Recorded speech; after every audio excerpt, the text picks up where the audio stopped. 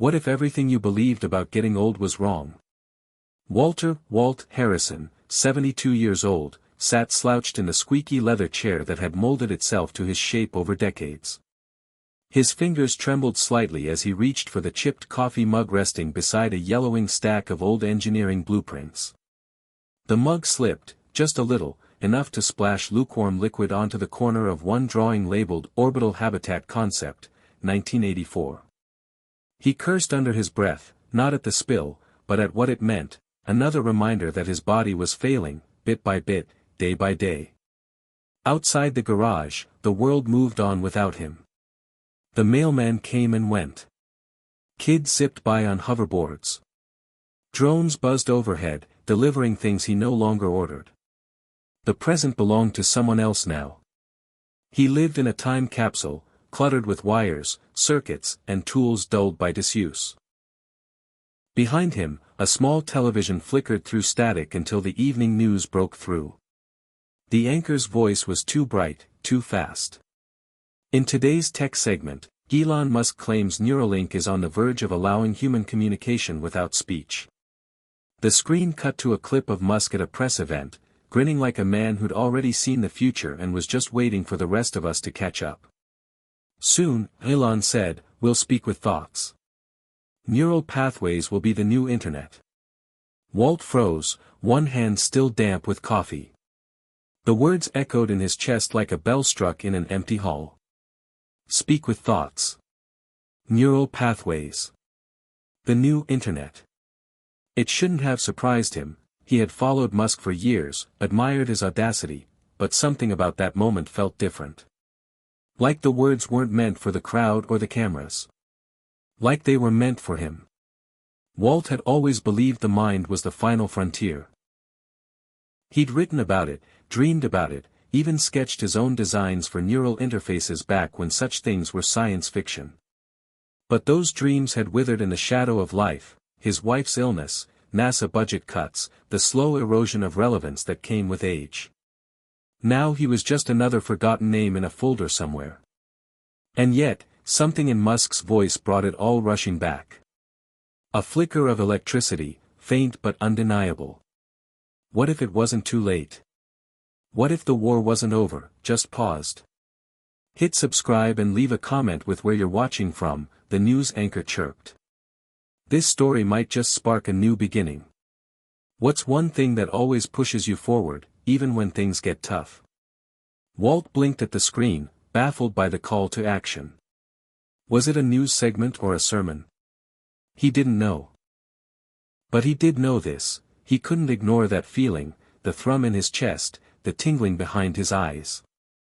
It was as if his brain had been sitting dormant, like a rusted engine, and now someone had turned the key. He pushed himself up slowly, knees cracking, and shuffled across the garage to the corner where his old drafting table stood. He hadn't touched it in years. Dust blanketed the surface. A curled, brittle diagram peeked out from under a toolbox, Cognitive Input Module, V2. He brushed it off, hands trembling more now, but steady in purpose. He knew that tremor well, Parkinson's, early stage, diagnosed 2 years ago. The doctor had said, you should take it easy. Try not to stress the brain too much. As if the brain were a candle that could burn out with use. But now his brain felt on fire. Walt flicked on the overhead lamp, bathing the table in soft light, and began thumbing through pages of old sketches, notes, equations he barely recognized anymore. Some were dated as far back as 1981. Others had no date at all, just ideas, symbols, prototypes for devices that never saw daylight. One design showed a wearable neural scanner. Another featured a two-way signal processor for memory recall. And at the top of one page, circled in red ink, the phrase, mind is not equal to muscle. Age is not equal to obsolete. He stared at it for a long time. That's when the tears came, quiet, unannounced, blurring the lines on the paper. They weren't tears of sadness exactly, but something deeper. A recognition. A homecoming. For the first time in years, Walt felt like he was facing forward instead of looking back. Somewhere inside him, the old engine was turning over, gears grinding against years of silence. Elon's words played again in his mind, not like a speech, but like a challenge. You're not too old to dream bigger. You're just scared to begin again. Walt reached for a pen. His hand wavered, but he gripped it like a man holding on to the edge of a cliff. He began to sketch. Not much, just a wireframe of an old concept he'd once called neural companion. Back then, it was theoretical, speculative, bordering on science fiction. Now, Neuralink was real. Interfaces were real. He didn't need to invent the tech anymore. He just needed to catch up. Or maybe, just maybe, he had something to offer they hadn't thought of yet. The thought scared him. It thrilled him. It made him feel alive. He drew through the night, the lines shaky but steadying. At one point, the sun crept through the slats in the garage door, casting thin golden stripes across the table like prison bars melting away. Outside, the neighborhood awoke. Dogs barked. Lawnmowers roared. A new day began. Inside the garage, Walt kept drawing. His body was slower, weaker, but his mind, it pulsed with energy, with defiance. He didn't know what would come of this. He didn't know if Neuralink would listen or if his work still mattered to anyone. But that didn't change the most important thing: something had changed. Not out there in Silicon Valley or on the news or in some futuristic lab, but in here. In him. A shift, a spark, a beginning. It wasn't about curing his disease. It wasn't about fame or recognition. It was about proving, if only to himself, that the frontier of the mind was still his to explore. Walt looked at the clock, 8:03 a.m. He had drawn for nearly 7 hours. His hand ached. His back screamed. But his eyes?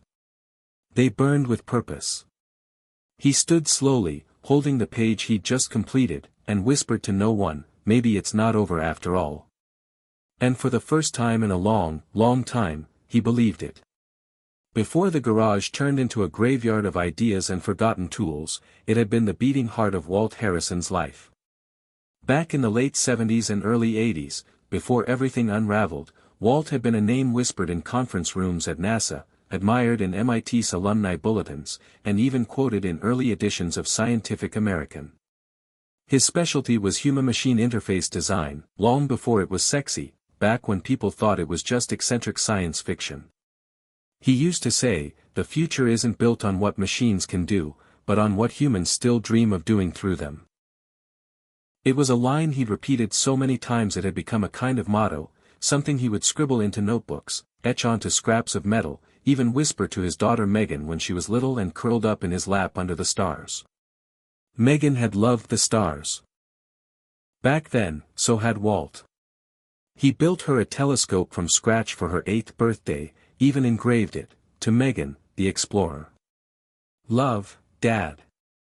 That was before her mother got sick, before the cancer, before the years of caregiving drained every last dollar and drop of hope from their home. Her name was Diane, and she had a laugh that could break silence into song. Walt met her during his first week at Caltech. She was studying environmental engineering, and she once told him, "You'll change the world with your ideas, but don't forget to keep your feet on the ground." He hadn't. At least not until the ground started to fall away beneath them.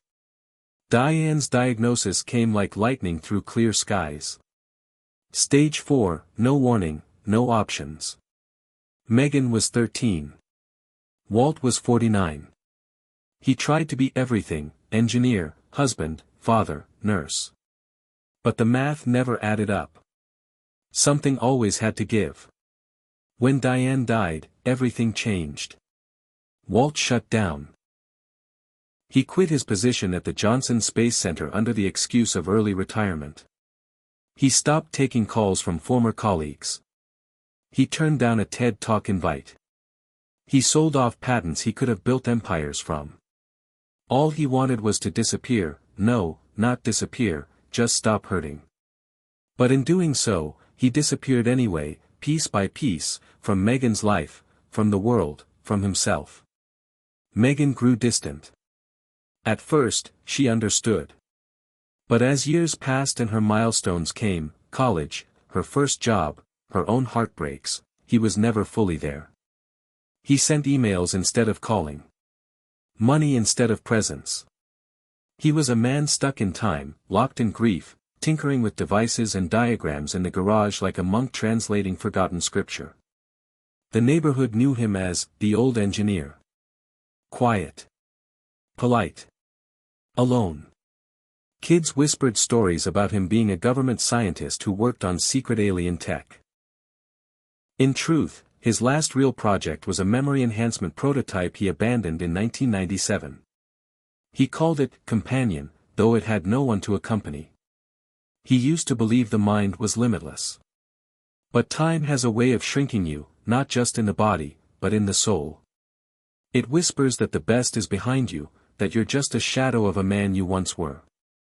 That's how it felt when the tremors started. At first, it was small, a dropped fork, a missed keystroke. Then came the stiffness in his limbs, the slowing of movement, the stammer in speech.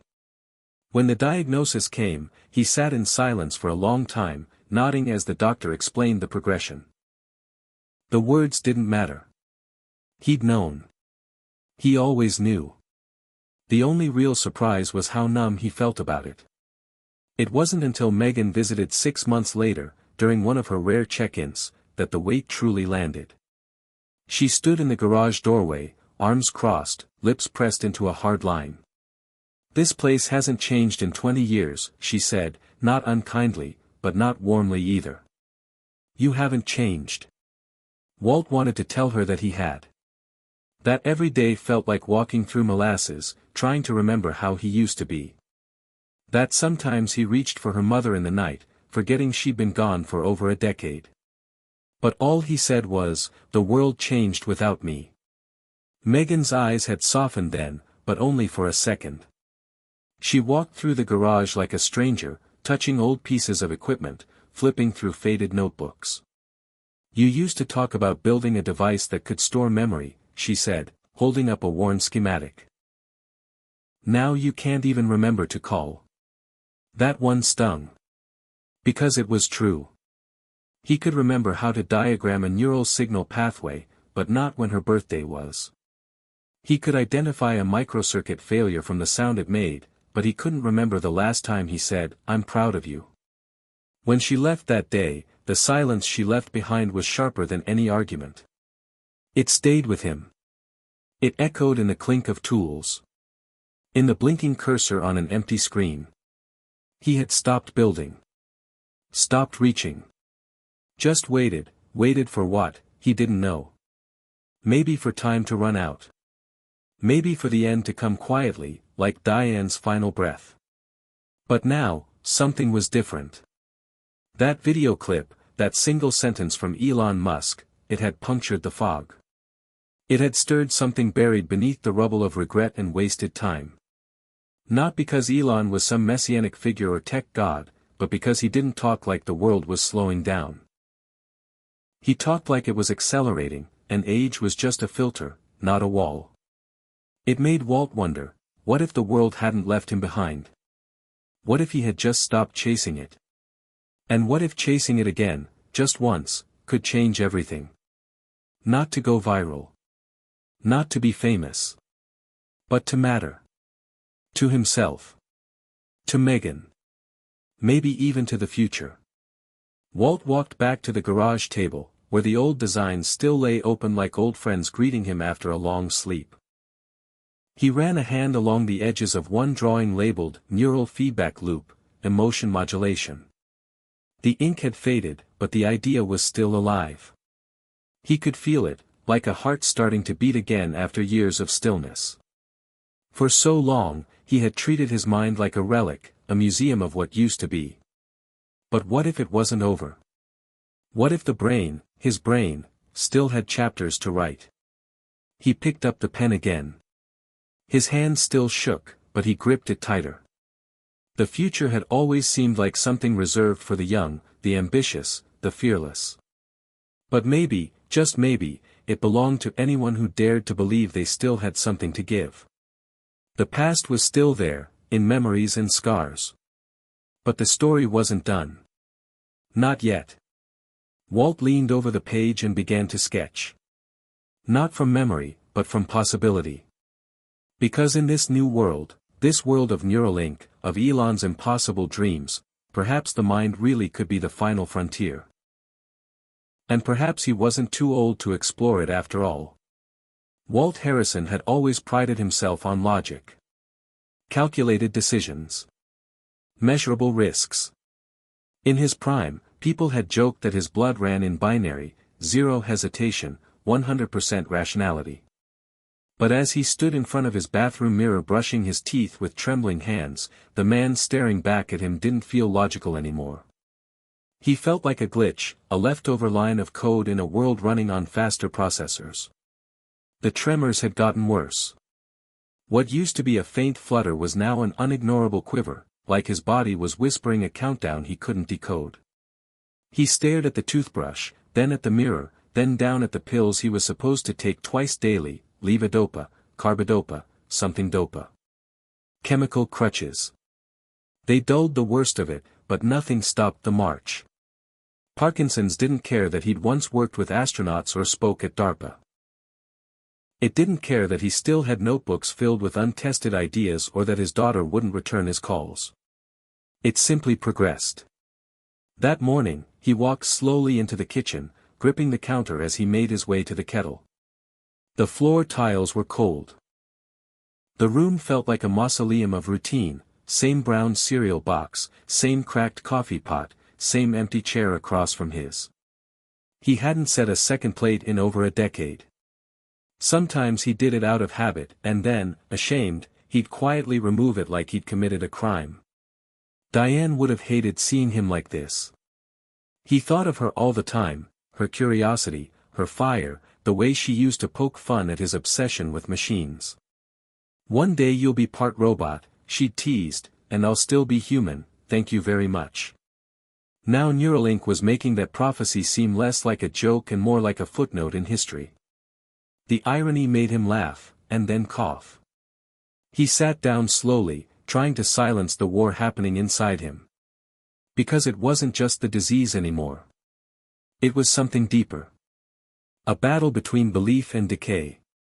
Between what he used to be and what he still might become.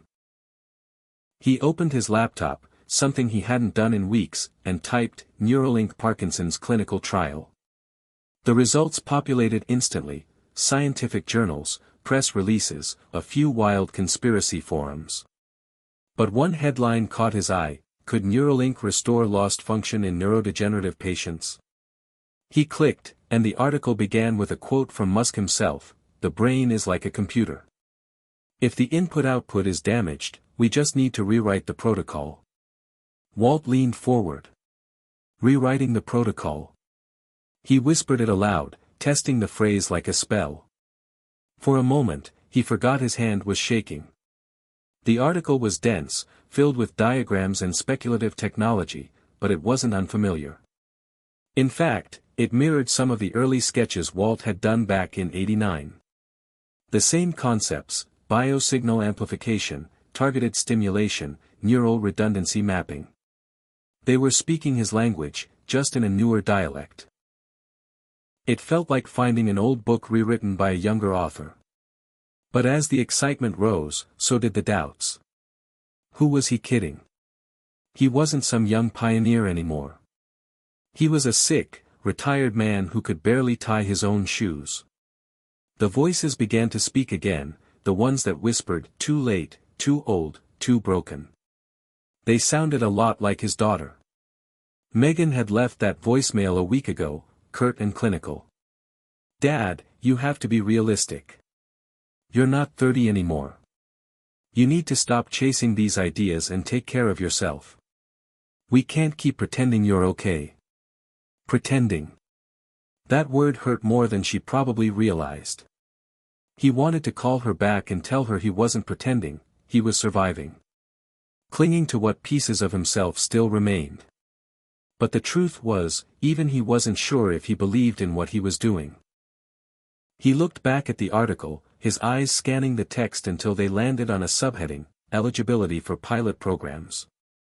It listed criteria: Parkinson's diagnosis, non-invasive willingness, cognitive clarity. He met every one of them. A wild, almost foolish thought rose: he could apply.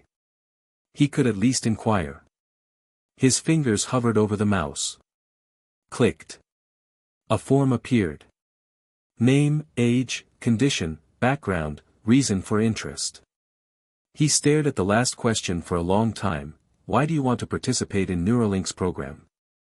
He didn't know how to answer that without sounding like a desperate old man reaching for relevance. So instead, he told the truth. Because I have more to give. Because I understand the language of this technology. Because I designed systems like this 30 years ago, and I believe I can still help. Because I don't want to die waiting. He submitted the form. Instantly, a confirmation email pinged his inbox.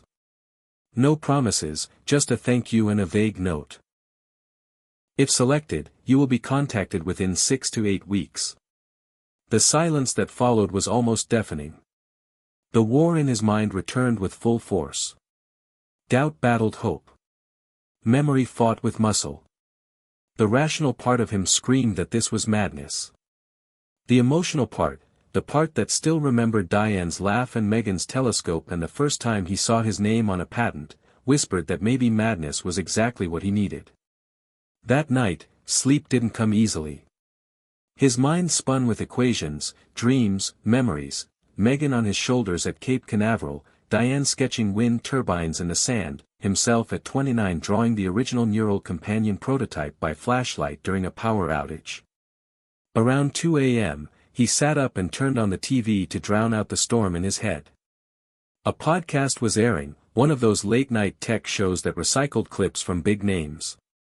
Elon's voice came through the static. I think fear of failure is what keeps most people from building. They wait until the perfect time, the perfect health, the perfect plan. But those things don't exist. You build anyway. You move forward anyway. That's how the future happens. Walt stared at the screen, his face lit only by the flickering blue glow. He felt like Musk was talking directly to him, like the universe was conspiring not to crush him but to nudge him forward. For the first time in years, Walt didn't feel irrelevant. He felt dangerous. Not because he was reckless, but because he was finally daring to imagine again. That was the moment the tide shifted, not in his body, which continued to betray him, but in his spirit, which refused to surrender.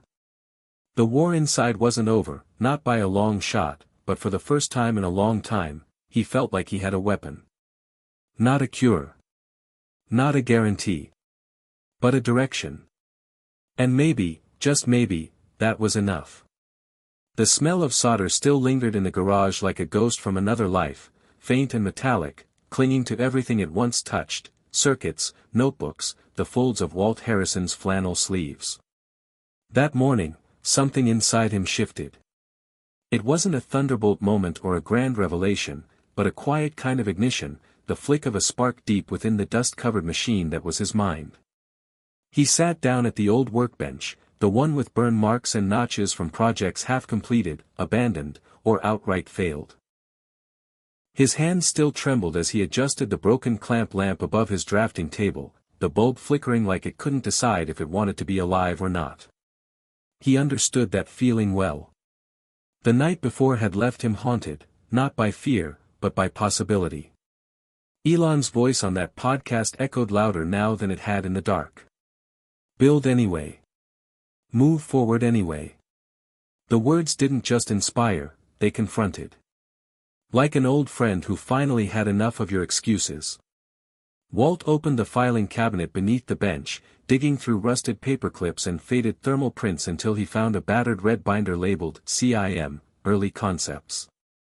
Cognitive Interface Module. A name he'd scribbled down in 1985, when the world still called computers, terminals, and phones were bolted to walls. He flipped it open, and there it was, his old diagram. Crude. Hand-drawn. Beautiful. A speculative prototype for a wearable neural device that could read, enhance, and relay short-term memory through electrical impulse feedback. Back then, it had been dismissed by peers as impractical. Too theoretical, one reviewer said. A career distraction, another had warned. But here, in the age of Neuralink, it felt almost prophetic. He traced the lines with his finger. The loops of copper coil, the flexible mesh pad that would sit at the base of the skull, the analog-digital converter module that looked suspiciously like a homemade sound card. It was laughable now, in its simplicity. But that was the beauty of it. He hadn't been trying to build a miracle, just a conversation between the brain and the machine. Now, decades later, that conversation had begun worldwide. And maybe, just maybe, he still had something to say. He stood up, shakily, and went to the far wall where his tools were mounted like relics.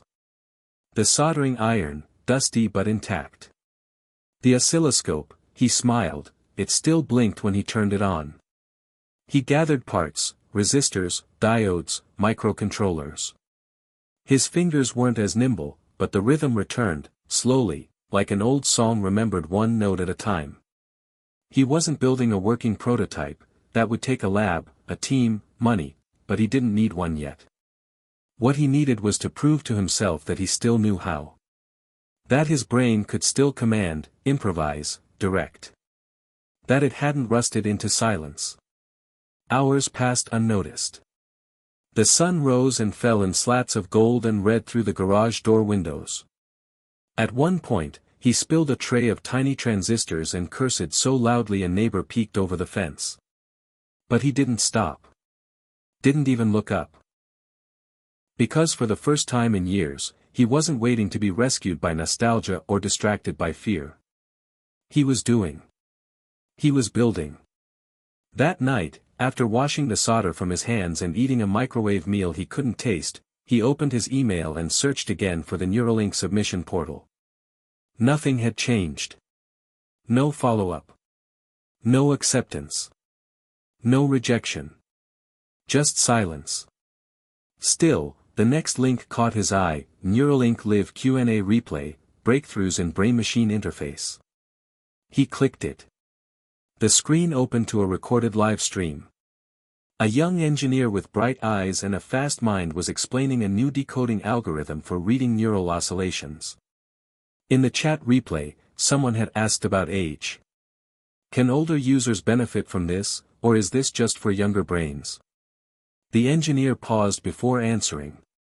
There's a misconception that older brains can't change. That neuroplasticity disappears with age. But that's not entirely true.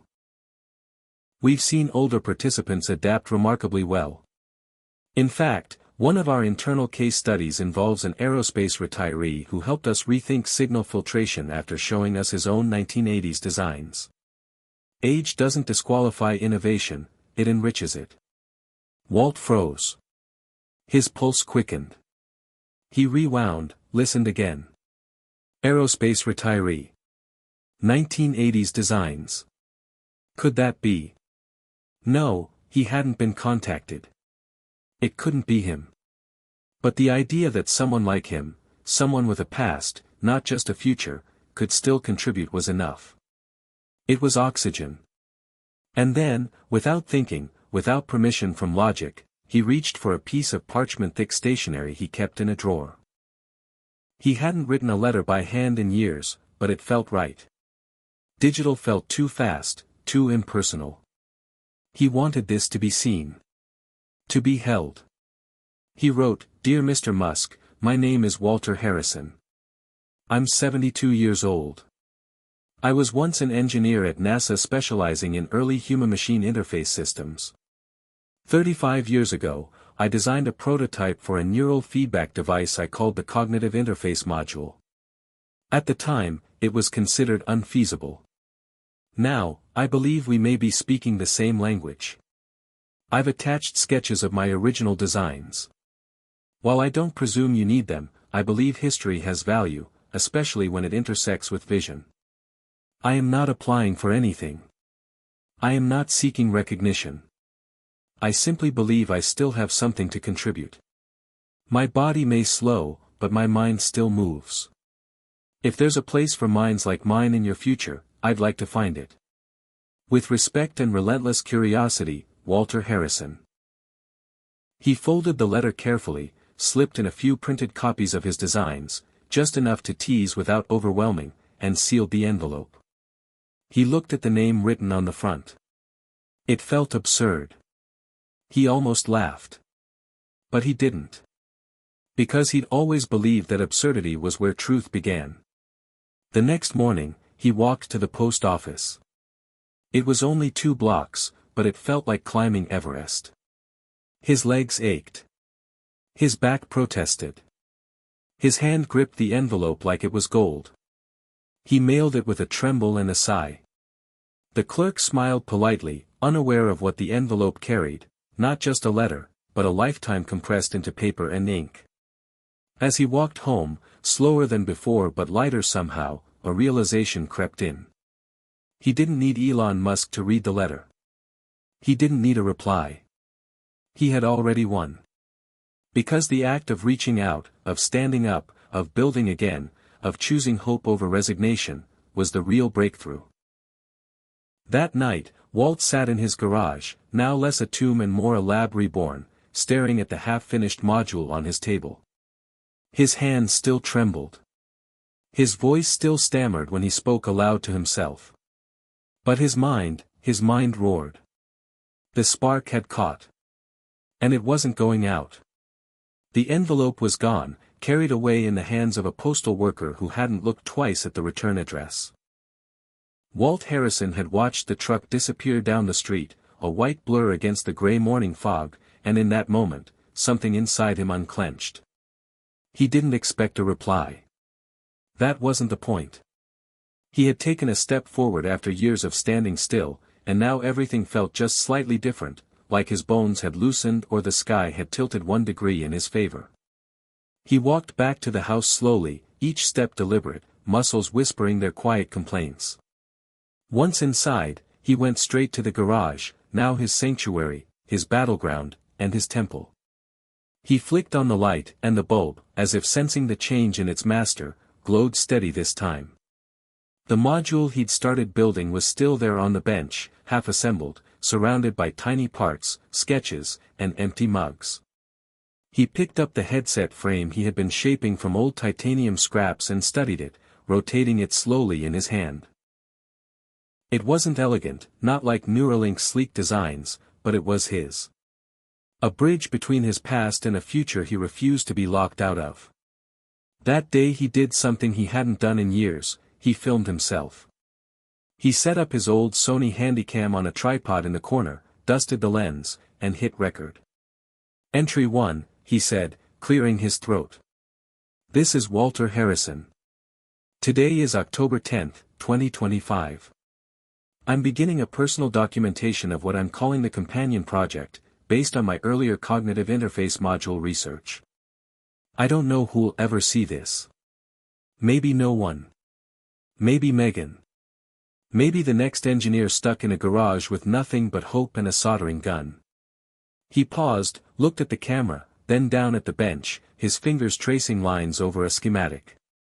I don't expect to change the world. I just want to prove I'm still part of it. He spent hours that afternoon refining the module, not to completion but to understanding. Every connection he made, every signal mapped, every pulse of voltage across the chip felt like a reclamation of his identity. The tremors didn't stop, but he adapted. He created a system of small rubber grips, taped to his tools, to help with dexterity. He rigged a foot pedal to activate his soldering station. The problem-solving itself became part of the therapy. The solution was not in beating the disease, but in building around it. That evening, after a modest dinner of leftover chicken and dry rice, he checked his email, expecting more spam and silence. But there it was. A message with no sender address, just a subject line, from Neuralink team, regarding your submission. His breath hitched. He opened it. The email was brief but not cold. Mr. Harrison, thank you for your submission and your letter. We were deeply moved by your history and your enclosed designs. We would like to schedule a short preliminary call with one of our senior research advisors. Please respond with your availability. This is not a formal acceptance into any program, but an exploratory conversation. He read it 3 times, his heart thudding in his chest. He stood up too fast, stumbled, gripped the edge of the counter to keep from falling. He wasn't sure whether to laugh or cry. Instead, he did neither. He sat back down, carefully, and stared at the screen. It wasn't a promise. But it was something. A door opening, even if just an inch. He typed back, available anytime. I will make myself ready. He signed it simply, Walt. Over the next 3 days, he did just that. He cleaned the garage until the floor shone. He organized his schematics into folders. He wrote up a summary of his cognitive interface theories, converting hand-drawn blueprints into scanned PDFs with typed annotations. He shaved. He even put on the blue button-down shirt Diane had bought him in 2006 for their last anniversary. The sleeves were tight around the wrists now, but it made him feel human. Presentable. Worthy. The call came on a Thursday morning. The woman's voice on the other end was warm, professional, younger than he expected. Her name was Dr. Alina Reyes. She introduced herself as one of Neuralink's senior leads on neurointerface design and said she had personally reviewed his materials.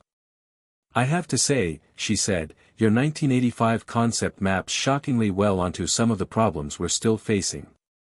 Walt laughed softly. Problems don't age, doctor. Only we do. She asked him questions, not about his age, or his health, or even his resume, but about ideas. About signal noise reduction in memory recall pathways. About biometric security interfacing. About adaptive learning feedback for real-time correction in neurological mapping. And Walt answered. Not perfectly. Not like a man in his 30s with 5 monitors and caffeine in his blood. But like a man who had lived through failure, iteration, history. His voice shook, but his words were sharp. At the end of the call, Dr. Reyes said something that struck him like lightning. We'd like to invite you to visit our lab in Austin. Just an informal tour. No commitments. But I think you'd find it refreshing. He stared at the camera on his laptop, speechless. Doctor, I'm honored. I didn't expect, Mr. Harrison, she interrupted gently, you have something we don't see every day. Institutional memory. Creative resilience. We're always trying to go forward, but sometimes the fastest path forward begins by looking back. He nodded. I'll be there. We'll arrange transport. All expenses handled. Just bring your mind. After the call, Walt sat in silence. The house didn't feel cold anymore. It felt alive. He stood, walked slowly to the garage, and looked at the companion device still taking shape. We're not done, he whispered. That night, he filmed another video entry. Entry 2, he said. I'm going to Neuralink. They want to hear what I have to say. I don't know what'll happen. But I know this, I'm not just surviving anymore. I'm building again. For the first time in years. I feel like a man with a future. The screen faded to black, but Walt didn't. He sat there in the warm light of his garage, not as a relic or a retired man, but as a builder, older, slower, yes, but burning with something fierce and unmistakable. Purpose. The sky over Austin was wider than Walt remembered, bluer somehow, like someone had turned up the contrast. He stepped off the plane slowly, his cane tapping softly against the jet bridge floor, the dry Texas air brushing against his face like a welcome he didn't know he needed. A young assistant met him at the gate, a Neuralink badge clipped to his jacket and an easy smile that didn't seem forced. Mr. Harrison. I'm James. We're so glad you made it. Walt nodded, gripping the handle of his carry-on with white knuckles. I'm a little slow these days. Then we'll walk slow, James replied without missing a beat, offering no pity in his tone, only respect.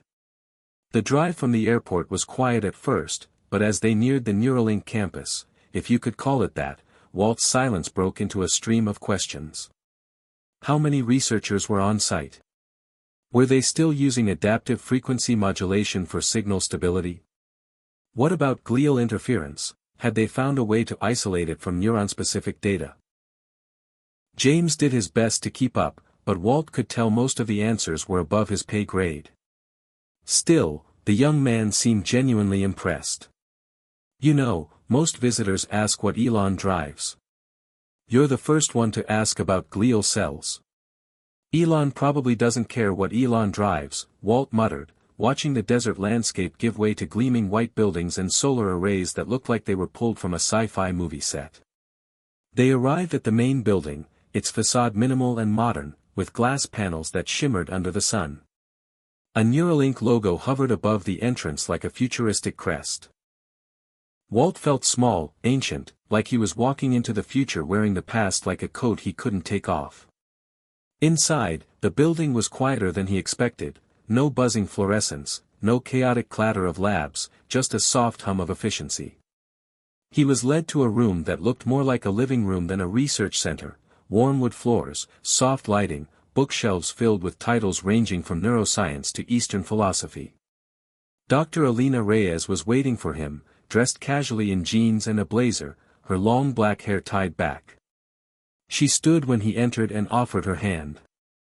Mr. Harrison, she said, smiling with genuine warmth, thank you for coming. Please, call me Walt, he replied, shaking her hand with as much strength as he could muster. She motioned for him to sit. Walt, it is. We wanted you to feel comfortable here. This is not an interview. It's a conversation. We've read everything you sent. Your ideas. Especially your early work on memory integration and modular signal design, are remarkable. Ahead of their time, frankly. Walt exhaled slowly. They were behind their time back then. Alina smiled.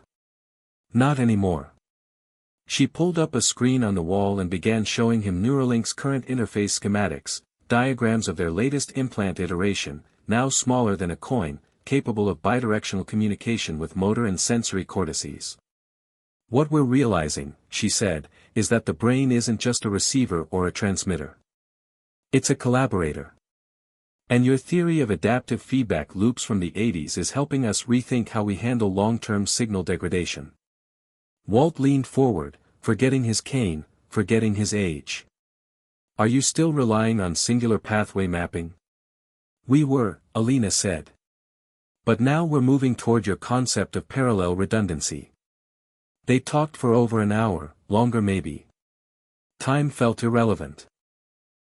They discussed electrode material decay, real-time calibration, ethical interface protocols, and more.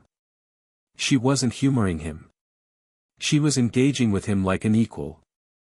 And Walt responded not as a relic, but as a mind still alive with possibility. I have to admit, Alina said eventually, when we got your letter, we didn't know what to expect. We thought maybe a fan, maybe an idealist. But what we got was a colleague.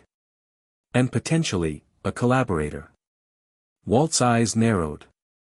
What does that mean exactly? She leaned back, folding her arms. We're launching a new initiative, the Legacy Bridge. It's a program where seasoned engineers, like yourself, are paired with current researchers to explore untapped ideas from the past. Designs that were too early.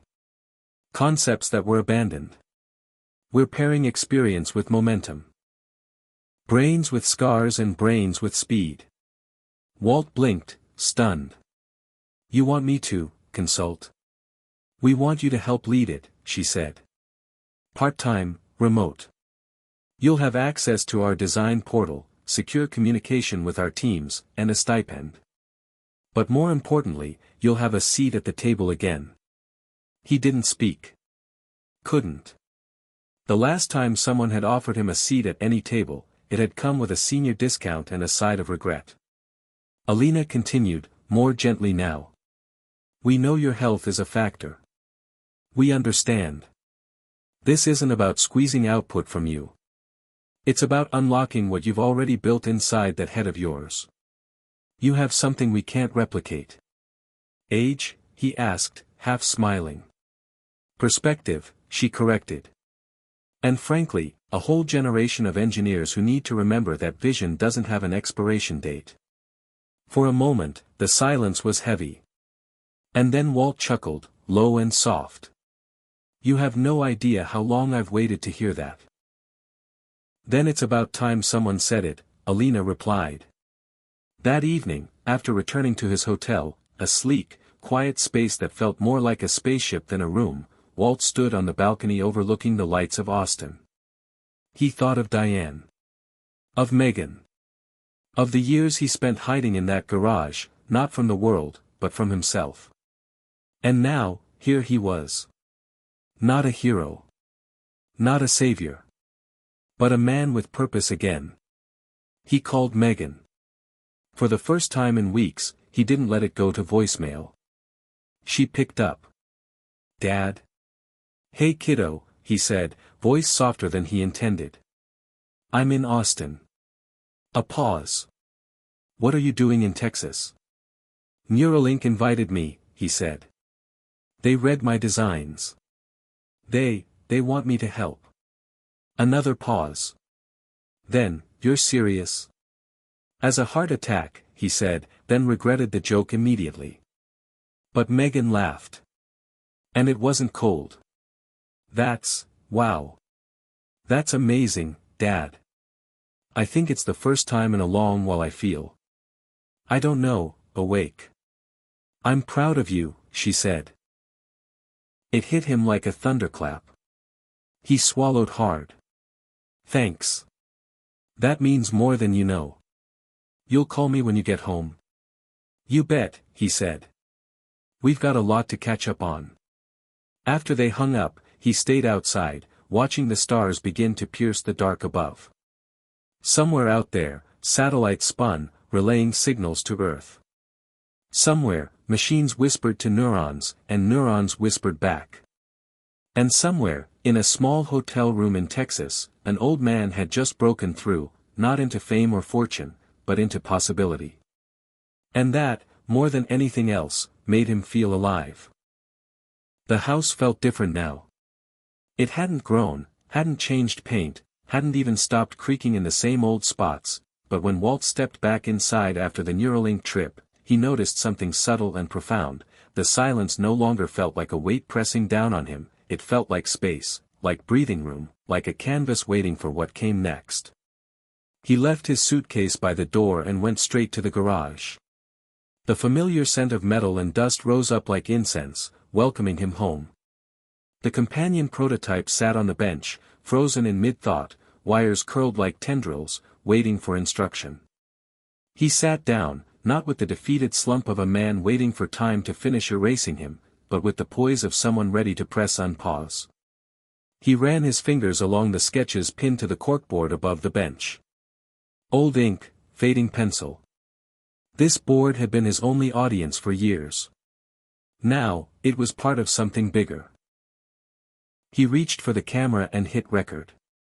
Entry 3, he said, eyes steady, voice firmer than before. I just got back from Austin. Neuralink has offered me a role, Legacy Bridge contributor. They want my mind. Imagine that. Not for nostalgia, but for ideas. I'm documenting everything now. Every part of the build, every theory, every failure. If anyone watches this one day, I want them to know this, your value doesn't disappear. It just waits. Waits for the world to catch up. He turned off the camera and smiled. His hands still trembled, the way they always did now, but he didn't curse them anymore. They were part of him.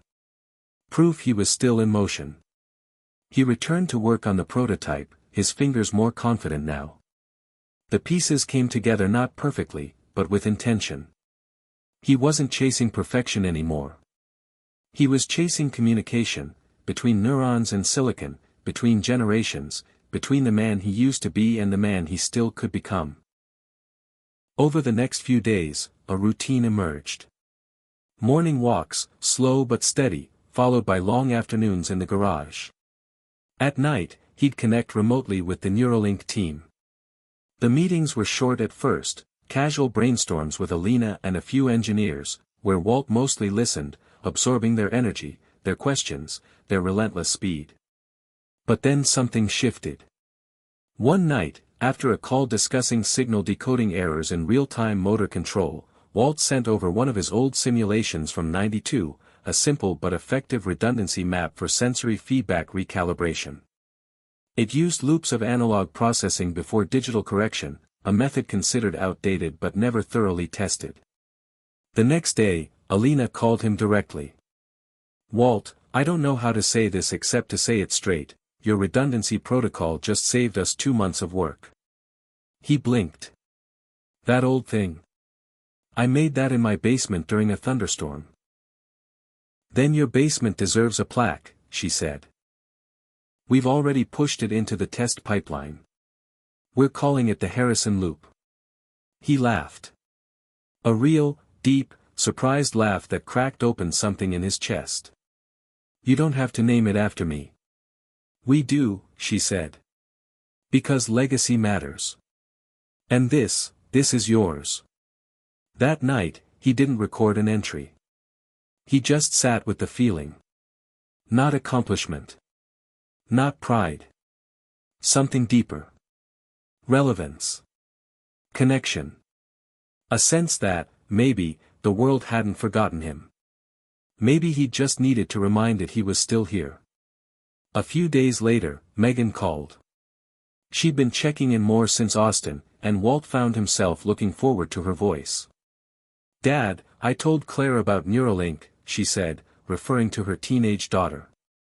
She said, and I quote, "Wait, Grandpa is helping Elon Musk? That's insane." Walt chuckled. "I'm not sure Elon even knows who I am." "Doesn't matter," Megan replied. "You're part of it. And she wants to interview you for her science class project. Think you'd be up for it?" "Me? A school project?" "You're her new hero," Megan said. "Move over, Iron Man." He felt a lump rise in his throat, too big to swallow. "Yeah," he said. "Tell her I'd be honored." After the call, he sat in his chair by the garage window, watching a pair of squirrels chase each other across the fence. The sun was dipping below the horizon, spilling orange over the rooftops. He thought about Diane. What she would have said if she saw all this. Probably something snarky. Probably something loving. He stood and walked to the back of the garage, to the box labeled Diane's stuff. He hadn't opened it in years. Inside were her sketchbooks, some old scarves, a few letters. And at the bottom, wrapped in a towel, was a wooden box. He opened it. Inside was the prototype necklace she'd designed for her energy harnessing concept, a project they'd once dreamed about together. She'd called it Sunskin, a thin, flexible solar mesh that could power small devices on the go. They never finished it. Life had gotten in the way. But now, looking at it, Walt had an idea. He grabbed his notes, the companion sketches, and Diane's Sunskin model. What if he could integrate power autonomy into the neural interface device? Make it truly wearable, off-grid, independent. He worked all night. Scanning her designs, adapting his own, writing notes like a man on a deadline. Not because he was rushing. Because he was alive. The next day, he presented the idea to Alina. "We could weave the power layer into the headset," he said, "not for full-time charge, but trickle energy support. It might extend battery life without adding weight." Alina's eyes widened. "That's brilliant. We haven't even explored that angle. Did you just come up with this?" "Not alone," Walt said. He held up Diane's sketch. "It was my wife's. There was a pause on the line. Then Alina said softly, "She would have been proud." "She always was," Walt whispered. Over the next week, the companion prototype evolved. It wasn't just a neural interface anymore. It was a statement. Of design. Of legacy. Of merging the old with the new. He sent the new design file to Neuralink. They added it to their innovation sandbox. Megan called again, this time with Claire on speaker. The girl's voice was bright, eager. "Grandpa, I told my class your brain is connected to a brain chip company and they all lost their minds." Walt laughed. "Well, tell them not to worry. I haven't turned into a robot yet." "But if you do," Claire said, "can I be your sidekick?" "Only if you build your own tech," Walt replied. "No free rides in science." Later that night, Walt recorded another video. Entry 4. The companion is almost ready. I'm not saying it'll change the world. But it's changed mine. For the first time in decades, I don't feel like I'm running out of time. I feel like time is running with me. He looked into the lens.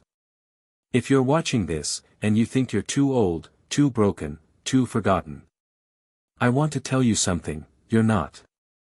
You're still in it. You still matter. Don't wait for permission to start. Just start. The world will catch up.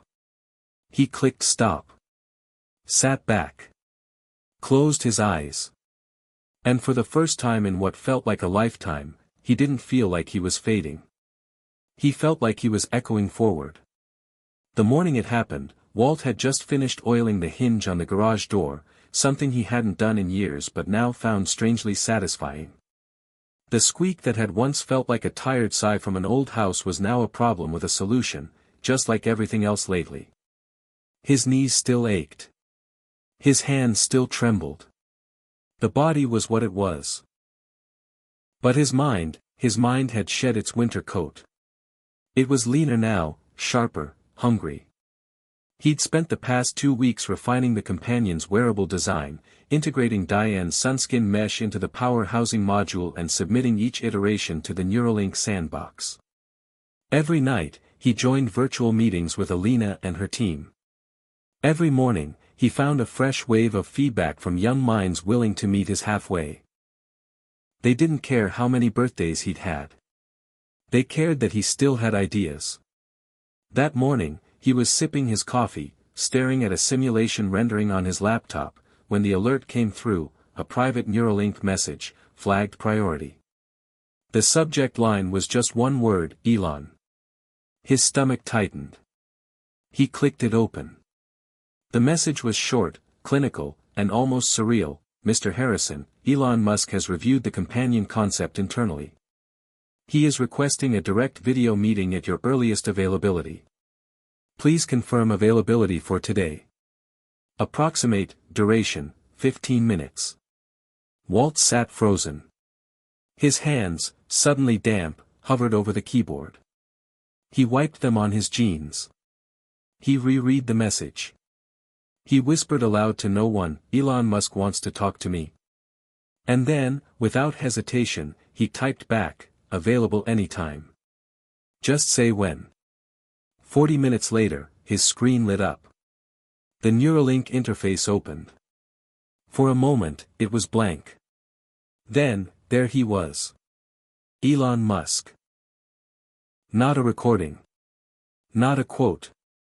Not a symbol or a story or a headline. The real man, sitting in a simple black t-shirt in a room that looked more like a tech lab than a corner office. Walt sat up straighter, feeling suddenly like a kid called into the principal's office, except the principal was also a rocket scientist and one of the most controversial minds in the world. "Walt," Elon said, nodding. "Good to meet you, man." "Likewise," Walt replied, voice steadier than he expected. "I never thought I'd be talking to you. Not like this, anyway." "Yeah, I get that a lot," Elon said, half smiling. "So look, I've been reading your work. The companion. The sunskin integration. The modular feedback loop. All of it. It's impressive. And it's honest. That's rare. Walt blinked. I thought maybe someone on your team would glance at it. I didn't think that I'd read it personally. Elon interrupted. Walt, I started SpaceX by reading Soviet rocket manuals. I'm not afraid of digging into a garage schematic, especially when it's from someone who's been thinking about this longer than most of my engineers have been alive. Walt smiled, flattered, a bit stunned. I appreciate that. You don't need to appreciate it, Elon said. You need to keep building. Listen, here's what I think, your companion concept fills a psychological gap we haven't addressed yet. Everyone's focused on control, restoration, enhancement. But what you've done is create emotional scaffolding. You're designing a bridge between the user and their own agency. That's powerful. That's what Diane and I always wanted, Walt said softly. She believed tech should feel like a conversation, not a command. She was right, Elon said. We've got processors that run faster than the brain, but we haven't caught up with the soul. What you're doing, this matters. So here's the deal. Walt leaned in slightly. Elon's tone shifted, more direct now, less conversational. We're opening a new phase of development. Quiet, internal, early testing. We need minds that don't just code but understand legacy. Intuition. I want you in it. Not as a token. Not as a mascot. As a contributor. You'd work with one of our cross-generation teams. You'd get full access to the creative pipeline. I want to see what you can do when the limitations are removed. You're offering me a position? Walt asked slowly. Elon nodded. I'm offering you the next chapter. If you want it. The silence that followed was short but seismic. Walt felt his throat close. His fingers clenched the armrest of his chair. And then, finally, he found his voice. I'm in. Elon smiled again, that crooked grin familiar from every press conference and viral meme, but this time it was pointed directly at him. Good. I like people who don't hesitate. The call ended less than 5 minutes later. No pomp. No ceremony. Just two minds separated by decades but aligned by something deeper, belief. Walt sat back, stunned, then let out a breath he didn't realize he'd been holding. He opened the garage door and stepped outside. The sun was higher now, warm on his skin. He looked up at the sky, the same sky he used to chase as a boy in Nebraska, dreaming about satellites and far-off galaxies. Now, here he was, in the middle of a new kind of space race, not with rockets, but with neurons and hope and fire. That night, he recorded again. Entry 5, he said into the lens. Elon Musk called me today. He read my designs. He offered me a role in the next phase of Neuralink development. I said yes. I don't know what this chapter looks like yet. But I know this. Whatever's coming, I'm not watching from the sidelines anymore. I'm on the field. I'm building the future, not just remembering the past. And if I can do that at 72, anyone can. He turned off the camera. He stood up. He walked back to the bench. There, under the soft light of a single bulb, was the companion. Waiting. Growing.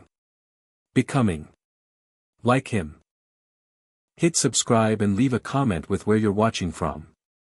This story might just spark a new beginning. What's one thing that always pushes you forward, even when things get tough? The next morning felt like waking up inside a new brain. Walt's mind buzzed with electricity and ideas, a swarm of neurons firing with a clarity he hadn't experienced in years. The call with Elon had opened a door he thought had long shut. He was officially part of Neuralink's inner circle, a small but vital team tasked with testing and refining the companion interface's next generation. His first virtual meeting was scheduled for that afternoon. Walt sat at his kitchen table, the early sunlight filtering through lace curtains, casting delicate patterns across scattered blueprints, circuit boards, and notebooks filled with scribbles and half-formed thoughts. He was sipping coffee, but it barely registered on his tongue. He was too focused on the future unfolding in his mind's eye. The video screen flickered to life. There were faces, young, diverse, sharp-eyed, each representing a piece of the puzzle Walt hadn't seen before. Alina smiled warmly, her voice bright. "Welcome officially, Walt. Ready to dive in?" He nodded. "I've never been more ready." The session was a whirlwind. Data scientists presented new decoding algorithms, software engineers explained the latest signal processing breakthroughs, and neuropsychologists shared research on cognitive plasticity and emotional integration. Walt listened and absorbed, then added his own perspective, a perspective shaped not just by decades of engineering but by decades of lived experience, of losses, of grit. He was no longer just a technologist, he was a bridge. His input on user experience, on emotional feedback loops, was welcomed, even sought after. After the meeting, Walt lingered online, chatting with a young engineer named Marcus who specialized in brainwave interpretation. Marcus was barely 30, full of restless energy, the kind Walt remembered having at that age. "You're a legend here already," Marcus said in the chat. "Seriously. Your ideas about user agency and feedback loops, they've reshaped how we think about neural implants." Walt smiled at the screen, feeling an unexpected surge of pride. "Thanks, Marcus. Means a lot coming from you." Outside, the world rolled on, unaware that in a modest garage in a quiet suburb, a man in his 70s was quietly rewriting his own story. But the work was only beginning. Neuralink had sent Walt a testing kit, non-invasive but sophisticated, designed to record brainwave activity and test the companion's early interaction protocols. It looked like a sleek headband studded with sensors. Walt strapped it on and connected it to his laptop. The first sessions were awkward, his brain firing unpredictably, his thoughts drifting like leaves in a breeze. But day by day, with guidance from the team, he learned to focus, to calm the internal noise, to channel intention. He practiced sending simple commands through thought alone, imagining a cursor moving on the screen or a light turning on. It was like learning a new language, a language where neurons and code spoke fluently. Slowly, the cursor obeyed. Slowly, the light blinked. His confidence grew, and with it, his excitement. He began experimenting beyond the exercises. What if he could use the companion to replay memories? To trigger emotional states? To connect with lost feelings? He imagined a symphony of thought and sensation, a dance between mind and machine that might unlock dormant parts of himself and others like him. One evening, as he lay back in his worn recliner, headband in place, he tried a simple experiment, calling up a memory of Diane's laughter. The sound wasn't there, but the feeling was. Warmth spreading through his chest, a pulse of joy that felt almost tangible. The companion wasn't just a tool anymore, it was becoming a mirror to his soul. But with every breakthrough came a shadow. The fear that this technology might also isolate. That in connecting brains to machines, we risked disconnecting from each other. Walt worried about those left behind, those who couldn't or wouldn't adapt. What would happen to them? Could the gap between old and new grow wider still? During a late-night call with Alina, he voiced his concerns. "We have to make sure this doesn't become just another divide," he said. "Tech that empowers but also excludes is no progress." Alina nodded thoughtfully. "That's why your voice matters so much here. You remind us of the human side. I just hope we don't forget that in the rush." Days passed, and the companion's software advanced. Neuralink invited Walt to test a new iteration with a more immersive sensory feedback module. This time, the headset had tiny electrodes capable of stimulating peripheral nerves in the skin, simulating touch and temperature. Walt was nervous but eager. He donned the device and settled into his chair. The engineers instructed him to imagine holding a smooth stone, then a rough bark, then warm sunlight on his skin. At first, the sensations were vague, faint tingles and subtle pressure, but then they sharpened. He could almost feel the coolness of the stone, the texture of bark against his fingertips. His eyes widened. "It's working," he breathed. Over the next week, Walt's connection to the companion deepened. He practiced transmitting emotions, memories, even music, sending them as impulses that the device could decode and replay. He discovered an unexpected gift: the technology didn't just bridge brain to machine, it built a bridge between his present and past selves. On a crisp autumn afternoon, he decided to take the companion out for a walk. He hooked the device to a portable battery pack, thanks to Diane's solar mesh innovation, and stepped outside. The neighborhood was quiet, leaves swirling in the wind. Walt moved slowly but deliberately. As he walked, the companion translated his neural activity into data streams, enhancing his sensory input subtly, sharpening his focus. He noticed details he hadn't before: the chirp of a sparrow, the rough texture of bark under his fingertips, the distant hum of children playing. It was as if the world had been waiting for him to see it anew. Back home, Megan stopped by unexpectedly, carrying a bag of groceries and a hopeful smile. "How's the future, Dad?" she asked, setting the bag down. Walt gestured to the companion headset. "It's complicated," he admitted. "But it's alive. And I'm part of it." Megan looked at him thoughtfully. "I'm proud of you, you know. Not just because of the tech. Because you're trying. Because you're still trying." Walt felt a lump rise again, the kind that never quite disappeared but now came with something sweeter: hope. That night, he recorded once more. "Entry 6, he said, eyes shining. "This technology is more than circuits and code. It's about rediscovering ourselves. About finding new paths when the old ones seem blocked. If you feel stuck, invisible, too old, listen to me. There is always a way forward. We just have to be brave enough to look for it." He reached out and turned off the camera. The silence of the room was no longer empty. It was waiting for the next idea, the next step, the next chance to connect. The invitation came unexpectedly, like a gentle nudge from the universe itself. Walt had just finished a long day of coding tweaks on the companion's neural interface when the message pinged: "Neuralink HQ invites you to an in-person workshop next week. Travel and accommodations provided." His heart raced. He stared at the screen, blinking to clear the disbelief. He was 72 years old, from a small town where time often felt like it had stopped. Now, he was being asked to step into the epicenter of innovation. To walk the halls where dreams collided with reality. The journey to Neuralink headquarters was a blur of airports, taxis, and nervous excitement. Walt's suitcase was heavy, but his spirit was light. He felt like a boy again, stepping into a spaceship instead of a terminal.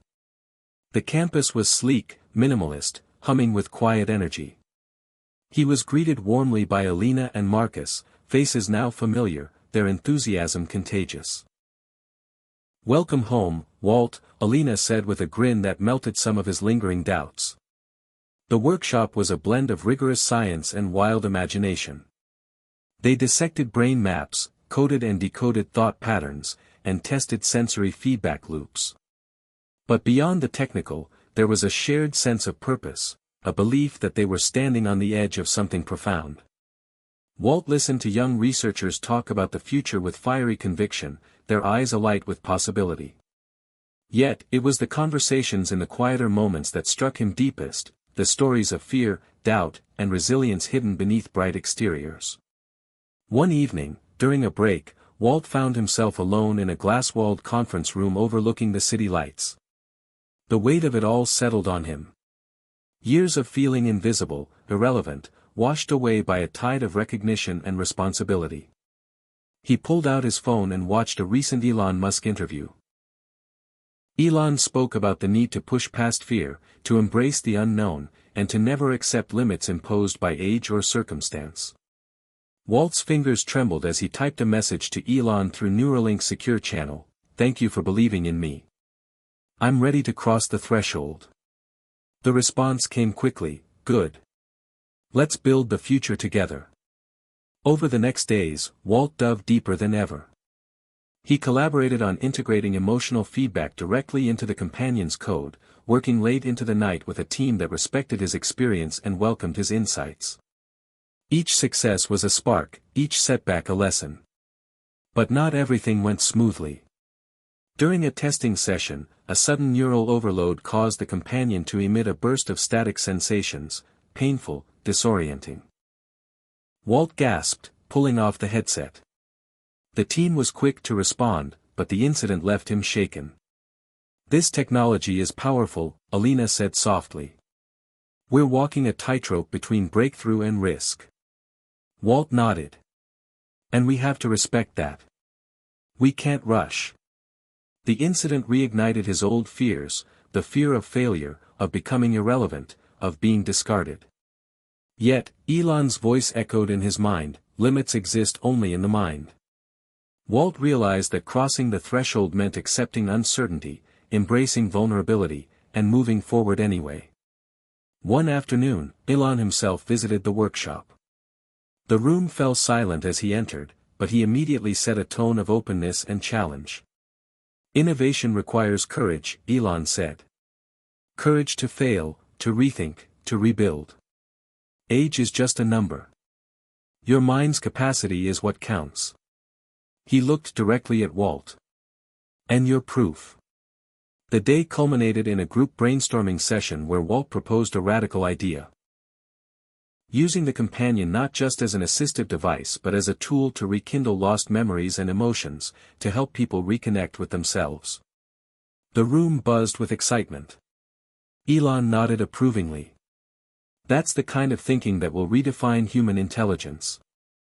As the workshop closed, Walt felt transformed, not just by the technology but by the community, the shared mission, and the knowledge that he was no longer alone in his journey. The trip back home was quiet. Walt gazed out the window, the world rushing past, but he felt rooted, grounded in a new reality. He was crossing thresholds, of age, of fear, of possibility, and each step was a testament to the human spirit's resilience. That night, he recorded another entry. Entry 7. I crossed a threshold today, not just into a building, but into a new life. The fears I carried are still here, but they're quieter now. I'm learning that it's never too late to start over, to build something meaningful, to change not just your world but the world around you. If you're listening and feeling stuck, remember, the only limits that matter are the ones you accept. And it's never too late to refuse them. He reached out and turned off the camera. Outside, the stars twinkled, old lights in a vast sky, reminding him that the future was a constellation yet to be charted. Walt returned home carrying something heavier than his suitcase, a new sense of purpose, mixed with the lingering weight of challenges yet to come. The quiet streets of his town felt different now, as if the familiar houses and worn sidewalks were waiting to hear what he had to say. The companion sat on his workbench, sleek and silent, but now charged with the promise of something greater.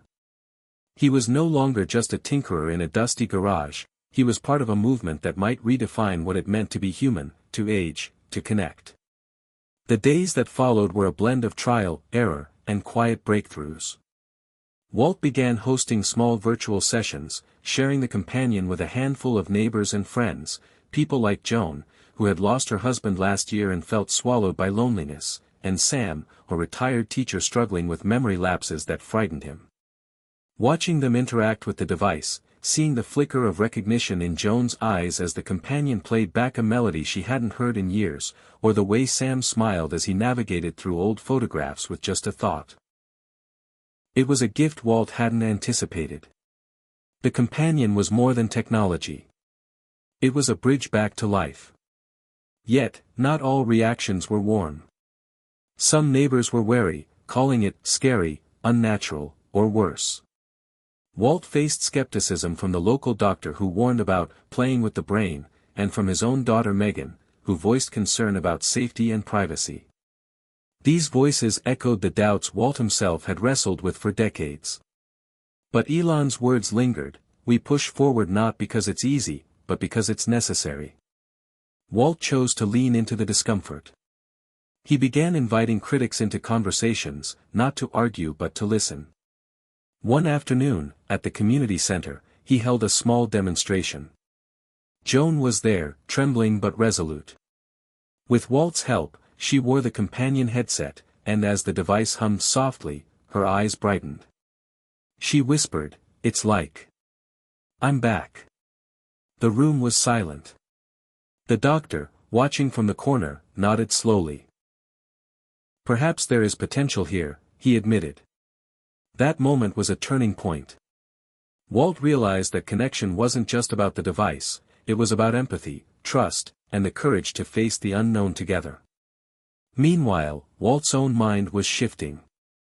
The companion wasn't just helping others reconnect, it was reshaping his own cognition.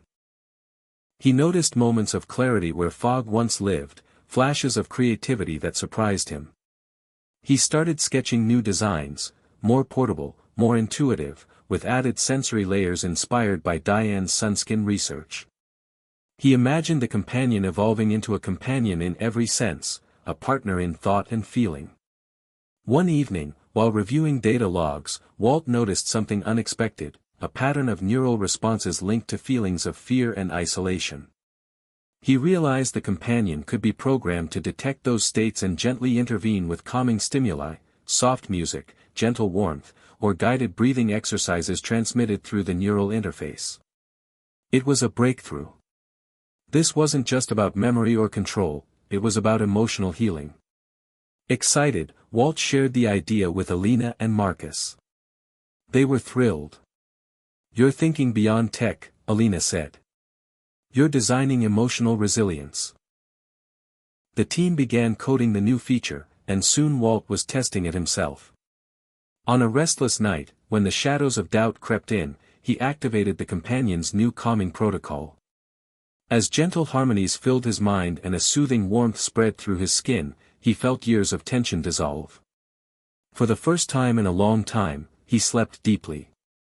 Word of Walt's work spread beyond his neighborhood. Neuralink featured his story in an internal newsletter, highlighting the power of intergenerational collaboration. Soon, media outlets picked up the narrative, the retired engineer who found new life at 72, working alongside tech geniuses to heal the mind and heart. The attention was both exhilarating and exhausting.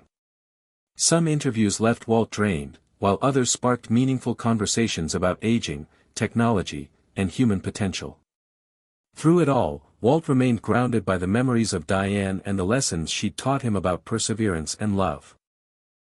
One afternoon, Megan came over again, this time bringing her son, Jason.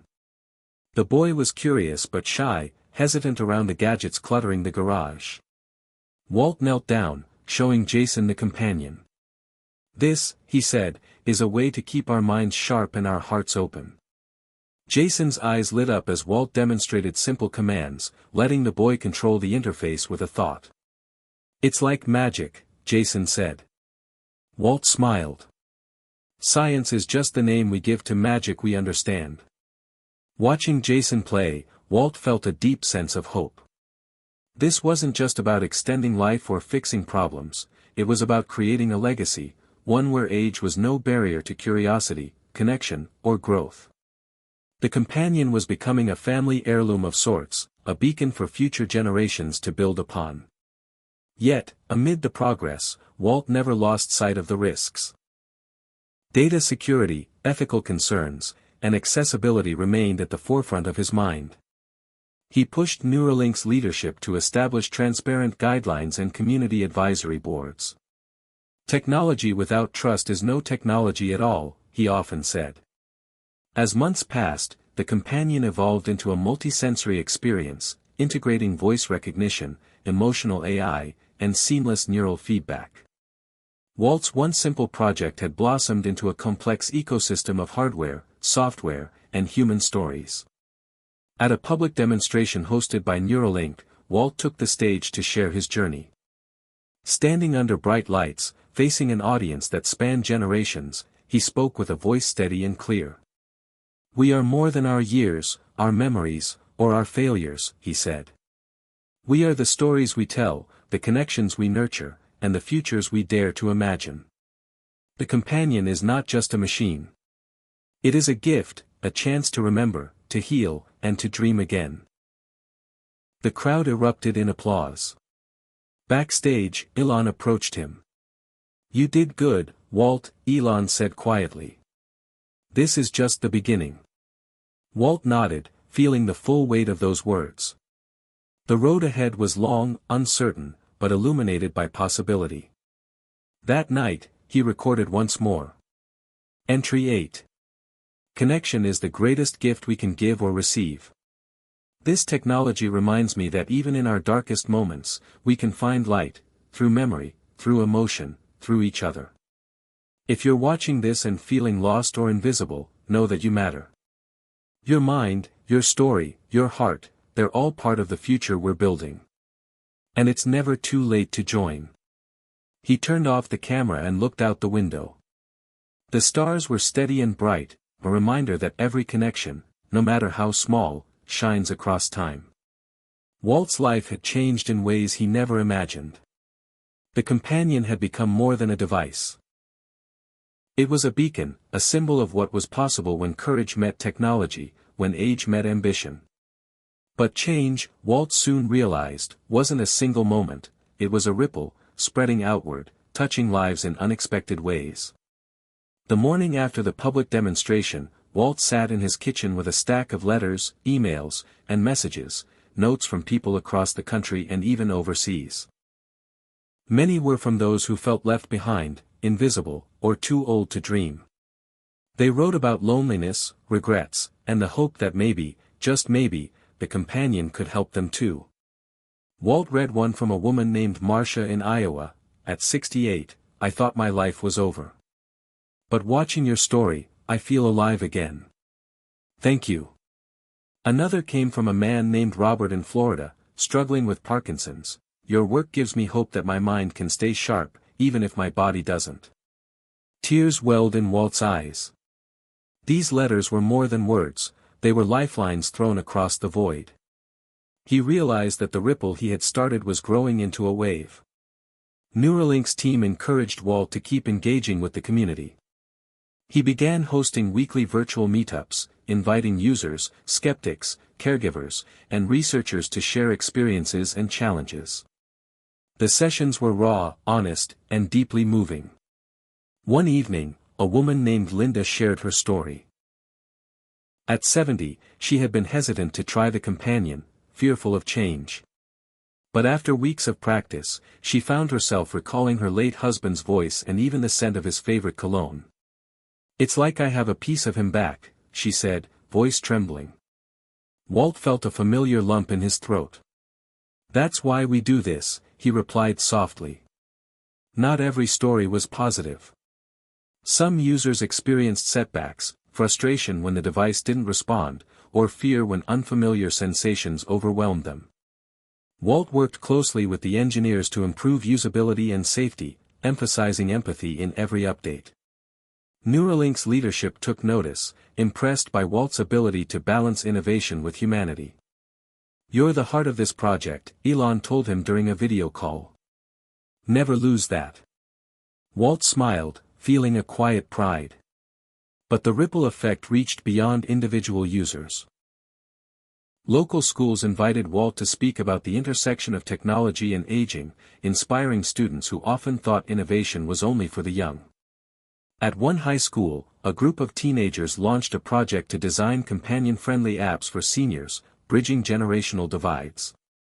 Walt watched with wonder as ideas flowed, as age barriers crumbled, and as curiosity blossomed across generations. His own family began to shift too. Megan, once skeptical, now volunteered at the weekly sessions, helping users navigate technical challenges. Jason, Walt's grandson, started documenting the stories of companion users, creating a digital archive of resilience and hope. One evening, during a family dinner, Megan raised a glass to Dad, who proved that it's never too late to change the world. Walt's eyes glistened. He raised his own glass. To all of us, finding new ways to connect. But as the ripple grew, so did the challenges. Neuralink faced scrutiny from regulators, privacy advocates, and ethicists concerned about the implications of brain-machine interfaces. Walt found himself in the middle of debates about consent, data security, and the definition of human identity. It was a heavy burden, but one he carried with determination. Technology without responsibility is dangerous, he told a panel of experts. We must build with care and transparency. The tension between innovation and caution became a constant backdrop to his work. Yet, Walt remained undeterred. He found strength in a community that had formed around the companion, a network of users, families, scientists, and dreamers all pushing toward a shared vision. As the months turned into a year, Walt's health began to fluctuate. The physical toll of aging reminded him that even as the mind expanded, the body had limits. But he refused to slow down. The companion helped him manage pain, track vital signs, and maintain focus. It was a tool for survival and for thriving. One crisp autumn day, Walt received a surprise visitor, an old friend from his engineering days, Hank, who had retreated from the world after a debilitating stroke. Walt introduced Hank to the companion, guiding him through the process with patience. As Hank's neural responses stabilized, he managed to send a simple thought, "Thank you." Tears streamed down both their faces. The moment crystallized everything Walt had fought for, the power of connection to heal wounds both seen and unseen. That night, he recorded another entry. Entry 9. The ripple we start today can become a wave that carries us all forward. Change is never easy, but it's possible. If you're feeling forgotten or stuck, reach out. There is a community waiting to embrace you, and a future waiting to be shaped by your story. He turned off the camera and looked out the window at the horizon, where the first light of dawn was breaking, an endless promise of new beginnings. The ripples of change had blossomed into waves, but with growth came resistance. Walt found himself navigating a landscape more complex and challenging than he had anticipated. One morning, a sharp knock startled him from his routine. At the door stood a reporter from a major news network, eyes skeptical, voice probing. "Mr. Franklin, Neuralink's tech is promising, but critics say it's risky, invasive, and untested on older adults like you. How do you respond?" Walt's mind raced. He could feel the weight of every doubter, every whispered fear about playing God with the brain.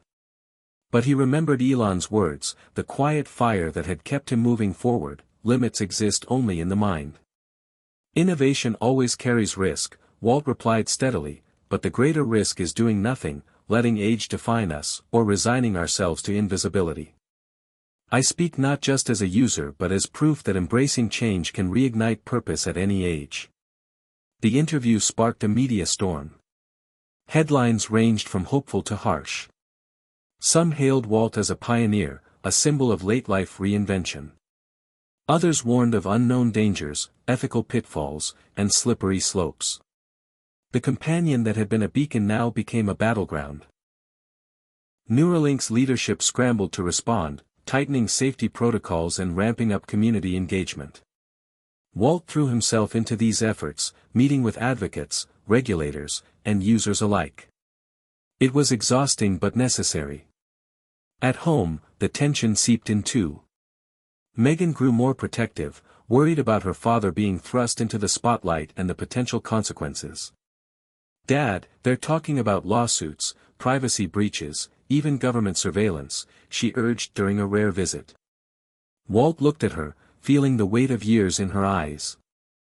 "I understand the fears," he said gently, "but standing still out of fear only makes us invisible.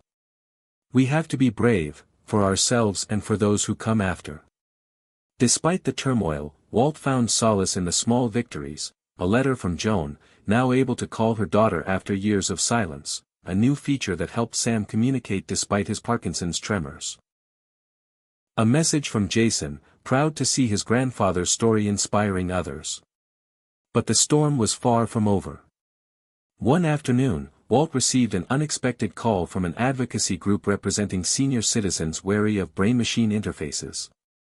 Their leader, Mrs. Alvarez spoke candidly, "We appreciate what you're trying to do, but many of us fear this technology will widen divides, between those who can afford it and those who cannot, between those willing to change and those left behind." Walt nodded, hearing the truth beneath the caution. "We must build bridges, not walls," he said. "Accessibility is not an afterthought, it's a necessity." Over the following weeks, Walt worked closely with Neuralink's outreach team to design affordable, user-friendly versions of the companion and to develop educational programs tailored for older adults across socio-economic backgrounds. He visited community centers, churches, and libraries, listening to concerns, sharing stories, and building trust. Each encounter deepened his resolve and humility. Meanwhile, his health wavered. The subtle aches and fatigue reminded him that his body was not the machine his mind sometimes felt like. But he refused to retreat. The companion helped him manage pain and maintain mental clarity, a testament to the very technology he helped nurture. One evening, as the sun dipped below the horizon, Walt sat in his favorite chair, reflecting on the journey so far. He pulled out his journal and wrote, "Change is never linear. It's a storm we must weather, with courage, patience, and empathy. If you're feeling overwhelmed by the winds of doubt, know that you're not alone. Together, we can calm the storm." That night, a surprise message arrived, an invitation to speak at a major technology conference. Nervous but honored, Walt prepared to share his story on a global stage, hoping to bridge divides and inspire understanding. The day of the conference, Walt stepped onto the stage in front of thousands. His voice carried the weight of experience and the fire of hope. "I stand here not as a tech expert or a visionary, but as someone who refused to be defined by age or fear. Neuralink's companion isn't just about machines or data, it's about reclaiming our humanity, our memories, and our connections. We are not too old to change. We are not too old to matter." The applause was thunderous. Backstage, Elon caught Walt's eye and smiled. "You're exactly what this movement needs." Walt nodded, feeling the truth of that moment settle deep within. The storm was far from over, but he had found his place in it, not just as a participant but as a beacon. He knew the road ahead would be filled with obstacles, but also with opportunities to transform not just technology, but the way society viewed aging, potential, and human connection. That night, before sleep claimed him, Walt recorded another entry. Entry 10. The storm is real, but so is the strength we find within it. If you're struggling to be heard or to believe in change, remember, every voice matters. Every story matters. And sometimes, it takes a storm to clear the skies for a new dawn. He turned off the camera and looked out at the city lights flickering like distant stars, each one a reminder that even in darkness, light endures. Walt's voice echoed through the auditorium, still warm with the memory of the conference, but the real work was back home, in his quiet garage, lit only by the soft glow of his computer screen and the flickering embers of a worn-out lamp. He often thought about dreams, those fragile, flickering visions he once held as a young man, now buried beneath decades of what-ifs and too-laters. But the companion had changed something inside him. One evening, scrolling through his old journals, Walt found an unfinished design, a prototype for a device meant to capture and amplify sound for the hearing impaired. He'd abandoned it years ago, convinced that at his age, there was no point in chasing new ideas. Now, staring at those blueprints, he felt a surge of energy. If Neuralink could enhance the mind, why couldn't technology also restore senses, rekindle passions? Inspired, Walt began revisiting the old sketches, adapting them with the neural interface technology he had helped develop. He envisioned a device that could work seamlessly with the companion, restoring not just hearing but a fuller sensory experience for those aging into silence. Walt's garage transformed into a lab once more, filled with wires, circuits, and hopeful experimentation. He reached out to old friends, engineers, audiologists, and even Diane's contacts from her Sunskin project, to gather knowledge and support. His enthusiasm was infectious. At the local senior center, Walt introduced the early prototypes to a small group of volunteers, including Joan and Sam.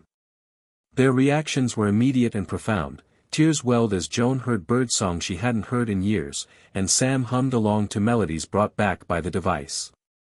The success reignited a sense of purpose in Walt that transcended technology.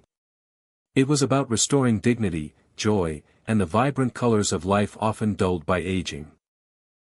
Word spread quickly, attracting the attention of a regional foundation dedicated to improving seniors' quality of life. With new funding, Walt expanded his project, collaborating with Neuralink's research division to ensure seamless integration and safety. Meanwhile, his relationship with Megan deepened in unexpected ways.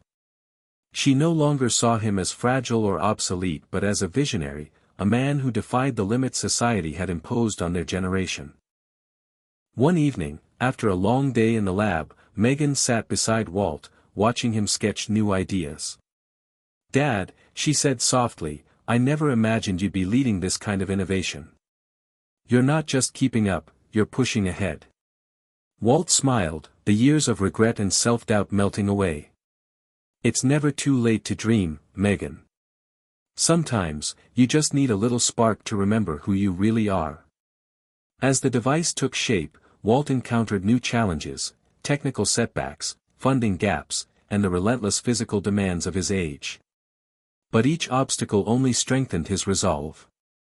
Elon's voice, through countless interviews and talks, remained a guiding force. When something is important enough, you do it even if the odds are not in your favor. The team named the new project, Reverie, symbolizing the rekindling of memories and senses.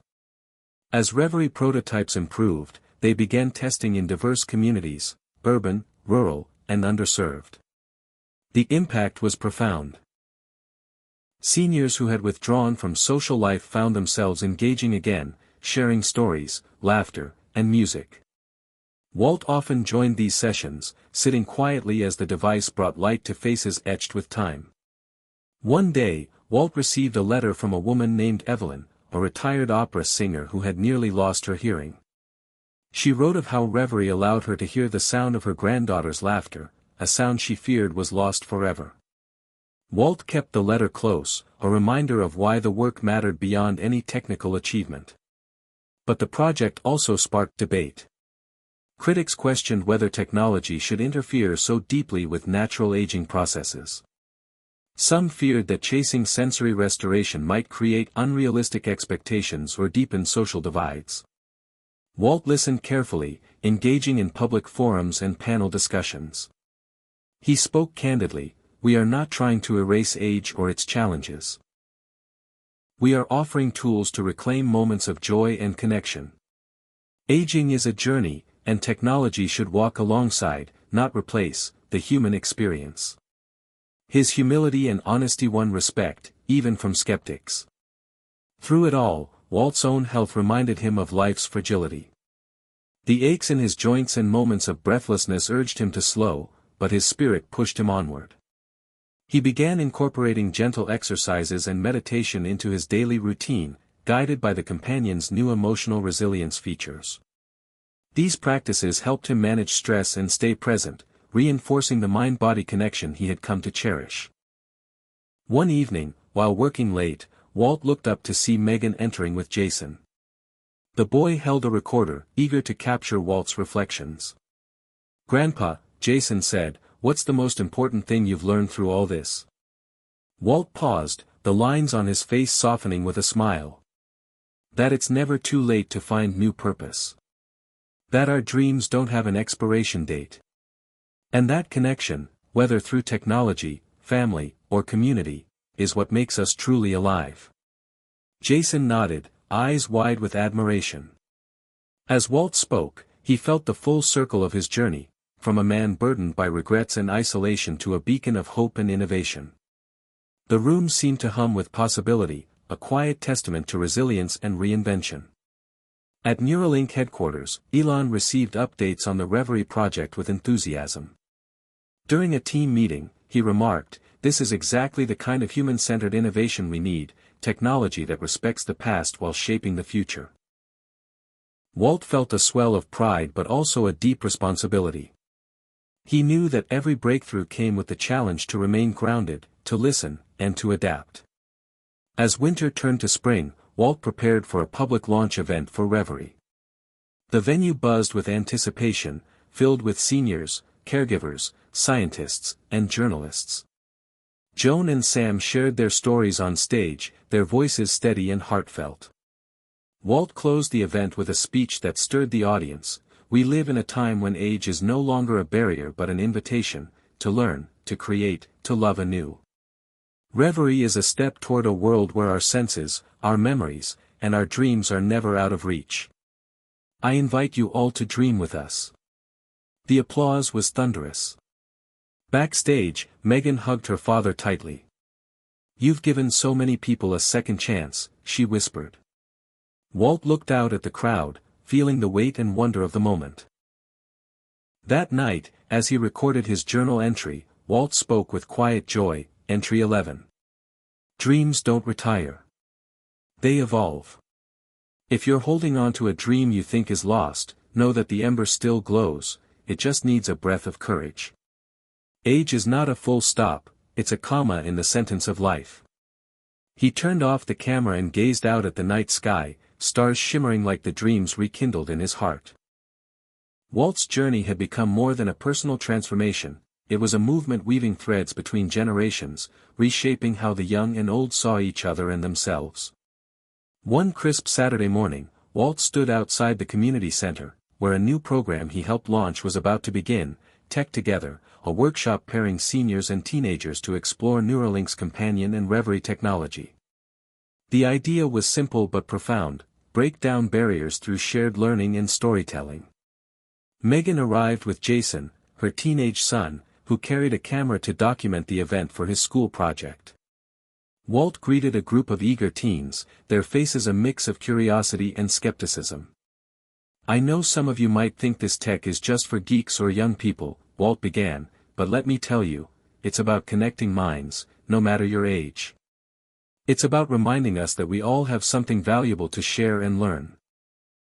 The room buzzed as seniors paired with teens, hesitating at first, then laughing and experimenting together.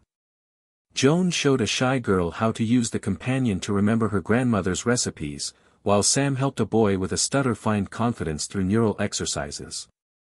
Walt watched the scene with a swelling heart. This was the ripple effect he'd dreamed of, a new culture of respect and curiosity bridging the generational gap. Megan whispered to him, "Look at Jason, he's really engaged." Walt smiled, catching his grandson's excited grin as he interviewed Joan. The day unfolded with stories exchanged and friendships blossoming. One teen, Marcus, shared his fears about his grandfather's dementia, admitting he felt powerless to help. Walt gently placed a hand on Marcus's shoulder. "There's hope, Marcus. Technology like the companion and Reverie won't replace love, but it can be a bridge when words fail." The workshop became a weekly gathering, growing steadily. Local schools took notice, inviting Walt and his team to present to students and faculty. Conversations shifted, stereotypes crumbled, and a new narrative emerged, that aging was not a burden but a chapter filled with wisdom and possibility. Meanwhile, Neuralink integrated feedback from these sessions, designing features that were more intuitive and customizable. Walt's role evolved from user and advocate to mentor and innovator. At home, family dinners became lively discussions about technology, ethics, and dreams. Jason's curiosity blossomed, inspiring him to consider a career in biomedical engineering. Megan, balancing her career and family, found renewed respect for her father's relentless spirit. Yet, the bridge building was not without challenges. Some seniors struggled to trust the technology, haunted by memories of past disappointments and losses. Others faced physical or cognitive barriers that made learning difficult. Walt met these challenges with patience, emphasizing empathy and incremental progress. One afternoon, he visited a retirement home where a resident named Mrs. Green refused to try the companion. "I've lived my life without it," she said firmly. "Why change now?" Walt sat beside her, sharing his own story of late reinvention. Sometimes, the best time to start something new is when you think it's too late. You don't have to jump in all at once, just one step. After weeks of gentle visits, Mrs. Green agreed to try. When she successfully sent a message to her daughter after years of silence, tears flowed freely. It was a victory not just for technology, but for the human spirit. The media picked up on these stories, highlighting the transformative power of connection across ages. Walt appeared on talk shows, podcasts, and local news, always emphasizing the message that aging and innovation were not opposites but allies. Yet, in the background, Walt's health continued its subtle decline. The aches, the fatigue, they whispered reminders that time was finite. Still, his mind remained sharp, fueled by purpose and passion. One evening, after a long day at the community center, Walt sat alone on his porch, reflecting. The stars blinked overhead like old friends. He pulled out his journal and wrote, Entry 12. Bridges are built one plank at a time. Sometimes shaky, sometimes steady. But every connection we make strengthens the path forward, for ourselves and those who come after. His phone buzzed, a message from Megan with a photo of Jason presenting their project at school. Walt smiled, a sense of peace washing over him. The ripple had become a current, flowing stronger every day. Neuralink's Reverie and companion projects were gaining traction nationwide, inspiring similar initiatives. Funding increased, partnerships expanded, and the vision of technology as a tool for empowerment rather than division took root. At a conference on aging and technology, Walt met a young engineer named Priya, passionate about accessibility and design. They quickly formed a bond, sharing ideas and dreams. Priya's energy reignited Walt's own creativity, reminding him that innovation was a relay race, each generation passing the baton to the next. Together, they brainstormed ways to make the companion even more intuitive for users with limited mobility and cognitive challenges. As spring blossomed into summer, Walt's days filled with collaboration, storytelling, and mentoring. Yet, beneath the surface, he felt a quiet urgency, a desire to leave a legacy that extended beyond devices and data. He wanted to ensure that the movement he helped spark would continue long after he was gone. One evening, over dinner with Megan and Jason, Walt shared his thoughts. I want to start a foundation, he said slowly.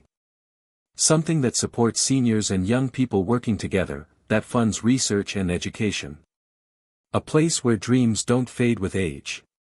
Megan nodded, tears in her eyes. Dad, that's beautiful. And exactly who you are. Jason chimed in, I want to help too. We can make videos, raise awareness.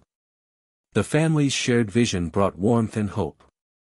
The next months were a whirlwind of meetings, paperwork, and planning. Walt named the foundation, the Bridge Project, a tribute to the connections that had transformed his life and so many others. Launching it was both a celebration and a commitment, a promise to keep building, learning, and dreaming together. At the inaugural event, Walt stood before a diverse crowd, seniors, students, scientists, and supporters.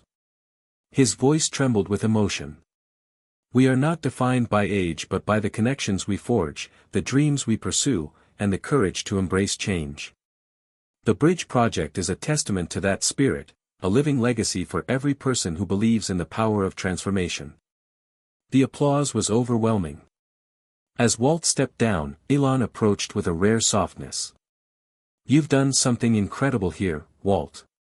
You've shown the world what it means to redefine possibility. Walt smiled, feeling the profound truth in those words.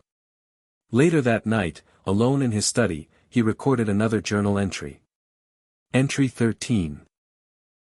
We build bridges not just with technology, but with empathy, respect, and love.